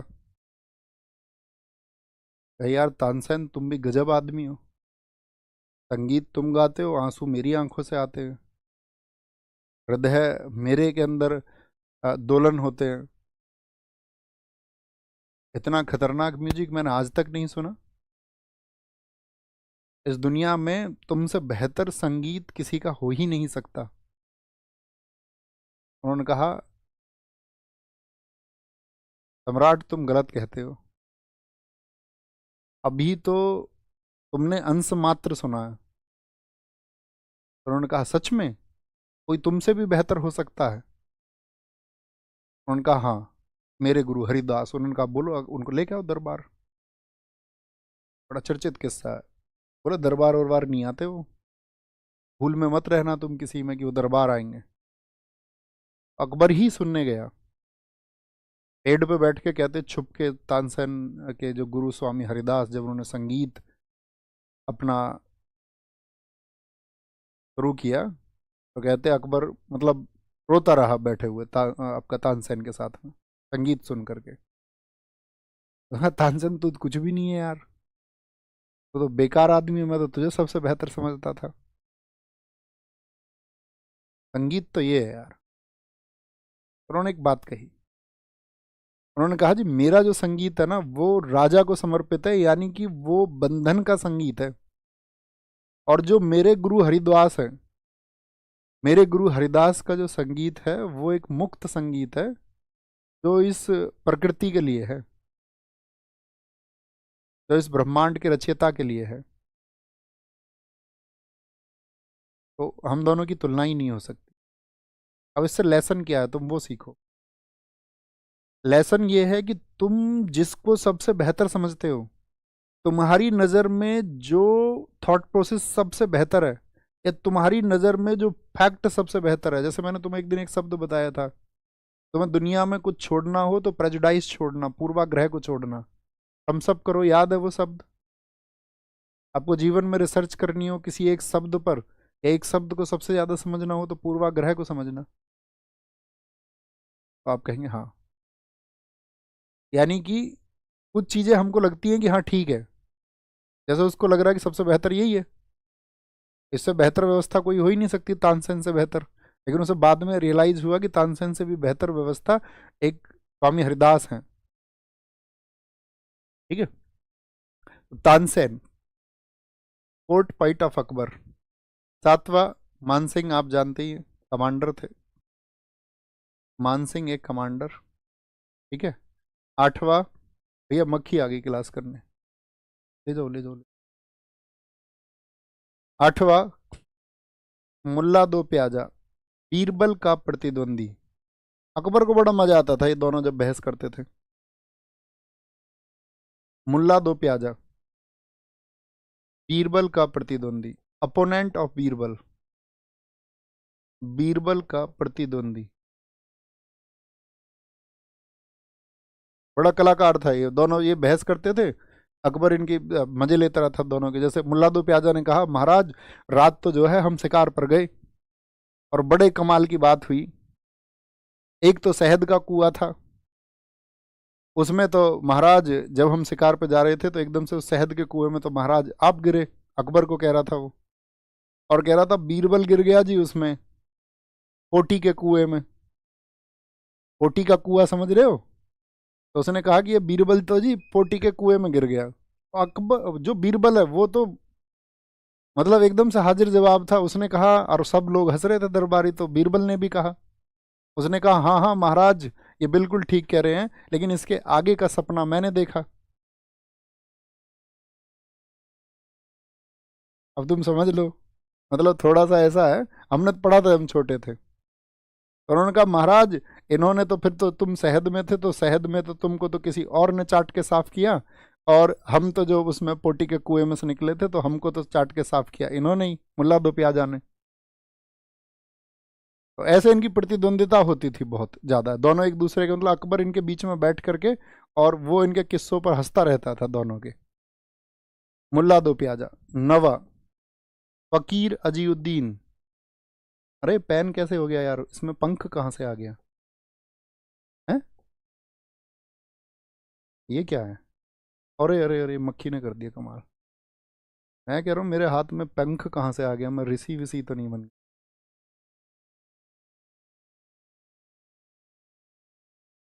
सॉरी। नवा, देखो नंबर भी कैसे आया है, 9 परफेक्ट एकदम से। फकीर अजीउद्दीन, फकीर अजीउद्दीन लिखना। ये अकबर के भैया होम मिनिस्टर थे, गृह मंत्री। मतलब अकबर के जो धार्मिक मामले होते थे, जितने भी रिलीजियस मैटर्स होते थे, धार्मिक मामलों में अकबर जो जिक्र करता था वो फकीर अजीउद्दीन से करता था, फकीर अजीउद्दीन। ठीक है, फकीर अजीउद्दीन याद रखेंगे दोस्त। बोलो मजा आया, अच्छे से जाना चीजों को, अच्छे से जाना। क्या क्या जाना? अकबर के विजय अभियान 1561, पहले मालवा की तरफ फिर चुनार। 1562 में आमेर खुद ही मिल गया। 1562 में मेड़ता को जीता। मेवाड़ पर 1567 में यानी चित्तौड़ पर आक्रमण किया, और आपका अधिकार 1568 में हुआ। इसी बात के लिए महाराणा प्रताप जी के बारे में हमने आपको बताया। हल्दी घाटी के वॉर का डेट याद रखें, सहयोगी कौन कौन है वो याद रखें, दिवेर का मैराथन याद रखें, फिर गोंडवाना अभियान, रणथंबोर, कालिंजर आपका मारवाड़। गुजरात अभियान हुआ राजस्थान को जीतने के बाद में। फिर जब इधर कंप्लीट हो गया तो फिर चले पूर्व की ओर, बंगाल। पूर्व की ओर जाने के बाद में फिर उत्तर कश्मीर और सिंध, पहले कश्मीर फिर सिंध, भाई पहले कश्मीर जीतेंगे फिर सिंध जाएंगे, ऐसे थोड़ी पहले सिंध जाके। फिर आपका 1600 में दक्षिण की तरफ अहमदनगर और बीजापुर। अकबर के नवरत्न हमने आपको बता दिए सारे, यही प्रश्न पूछे जाते हैं। अब देखो जरा ध्यान से लॉजिक लगाओ जो मैंने आपको बताया। अकबर के निम्नलिखित विजय अभियानों को कालानुसार रखिए। सिंध, खानदेश, बंगाल और काबुल बताएंगे। फटाफट से आंसर कर दें भैया, 2 मिनट देंगे तुम। तो क्या बोलेंगे भैया? सबसे पहले तो अगर हम बात करें तो यहाँ पर देखो ये पूर्व है, तो अकबर मैंने क्या बताया था उसके आने की दिशा क्या है? पहले तो वेस्ट में गया, वेस्ट के बाद में कहाँ जाता है? ईस्ट में, ईस्ट के बाद में जाता है वो नॉर्थ में, और नॉर्थ के बाद में जाता है वो साउथ में। ये उसका क्रम है, ठीक है ऐसे। तो क्या बोलेंगे? सबसे पहले वेस्ट दे रखा है इसमें, कहीं भी कुछ नहीं दे रखा है, तो ईस्ट दे रखा है, तो ईस्ट में कहाँ गया वो आपका? बंगाल में, तो बंगाल सबसे पहले होगा इनमें, तो बंगाल चुन लो, सी बी। बंगाल के बाद में किधर गया आपका? काबुल गया, काबुल गया, ठीक है। काबुल के बाद में सिंध, और फिर दक्षिण तो सबसे लास्ट में आया ना, दक्षिण उत्तर के बाद में आया, तो बी सबसे बाद में आएगा, तो यहाँ से ऐसे भी कर लेते हैं। वैसे समझ के उसको कर सकते हैं आप कि उसके जाने की दिशा क्या क्या थी। गुजरात पर अपनी विजय के उपलक्ष्य में क्या बनाया? गेट ऑफ मैग्निफेंस, क्या बोलते हैं उसको? बुलंद दरवाजा। अकबर ने किस वर्ष कश्मीर को मुगल साम्राज्य में मिला लिया? 1585 में उसने अपना अभियान शुरू किया था और उसने उसको मिला लिया था 1586 में। अकबर के नवरत्न के बारे में इनमें से कौन सा सही ढंग से मेल नहीं खाता है? अबुल फजल वह अकबर के वजीर थे। देखो ये भी बात इंपॉर्टेंट है, अबुल फजल अकबर का वजीर था और अकबरनामा का लेखक था। हाँ जी। राजा मानसिंह अकबर का वित्त मंत्री है क्या? फाइनेंस मिनिस्टर था क्या? आप कहेंगे नहीं भैया गलत बात है, यही गलत हो गया। निम्नलिखित में से कौन सा सम्राट अकबर के दरबार के नवरत्नों में से एक नहीं था? उस्मान अली खान कहीं जानते हो तुम? फाइनेंस मिनिस्टर है। ये आपका वजीर है, अकबरनामा का लेखक है। फकीरुद्दीन ये होम मिनिस्टर है उसका। सम्राट अकबर के दरबार में टोडरमल कौन थे भैया? फाइनेंस मिनिस्टर थे, वित्त मंत्री। लिख लिया था ना टोडरमल के टाइम पे वित्त मंत्री, या नहीं लिखा था? ये बोल के ही छोड़ दिया मैंने ऐसे ही। हाँ लिखा है, लिखा है भाई साहब, लिखा। बोले खाने खाना का टाइटल किसको मिला था? रहीन खान को। ये उसी का बेटा है, किसका? बैरम खान का। अपने दरबारी संगीतकार के रूप में किसको नियुक्त किया था? मियां तानसेन को। मियां। अकबर के दरबारी सदस्य बीरबल का वास्तविक नाम क्या था? महेश दास। रामतनु पांडे ऑप्शन डी कौन है? तानसेन। अकबरनामा के द्वितीय खंड में क्या है? पहले में तो अकबर के पूर्वज बताए गए हैं, दूसरे में बताई गई अकबर के शासनकाल की घटनाएं, और तीसरे में बताया गया अकबर का प्रशासन, तो शासनकाल की घटनाएं। अकबरनामा के कौन से खंड को आईने अकबरी कहा जाता है? तृतीय को कहा जाता है, थर्ड को। अभी पूछा गया जेई लास्ट ईयर। अबुल फजल अल्लामी द्वारा आईने अकबरी में वर्णित गज, गज दो हिस्सों में, मैंने कहा था ये क्वेश्चन हमने देखा तो इसलिए उसको शामिल किया था। तसुज। अबुल फजल द्वारा अकबरनामा कितने समय में पूरा किया गया था? 7 वर्षों में पूरा किया गया। तबकात अकबरी, जिसे कभी कभी अबुल फजल के अकबरनामा से भी अधिक विश्वसनीय माना जाता है, किसके द्वारा लिखा गया? निजामुद्दीन अहमद के द्वारा लिखा गया। मियां तानसेन के संदर्भ में कौन सा कथन सही है? सम्राट अकबर द्वारा इन्हें तानसेन की उपाधि दी गई थी? नहीं भैया, मियां की उपाधि दी गई। ध्रुपदों की रचना के लिए जाना जाता है इनको, मल्हार इन्होंने लिखा, गानों की रचना की, रागों की रचना की, लेकिन उपाधि इनकी मियां है, ना कि तानसेन। तानसेन जो अकबर के नवरत्नों में शामिल थे, किस संगीत वाद्य यंत्र को बजाने के लिए जाने जाते थे? रबाब। अभी पूछा लास्ट ईयर सीजीएल में। तानसेन और बैजू बावरा एक ही स्कूल के पढ़े हैं, संगीत विद्यापीठ ग्वालियर में।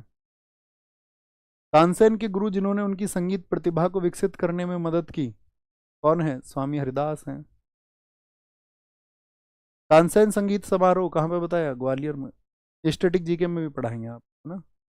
अकबर के समकालीन महाराणा प्रताप निम्नलिखित में से किस राज्य के शासक थे? मेवाड़। हल्दी घाटी के युद्ध में महाराणा प्रताप के अलावा राजपूत सेना के प्रमुख कमांडर कौन थे? राजपूत सेना के हकीम सूर।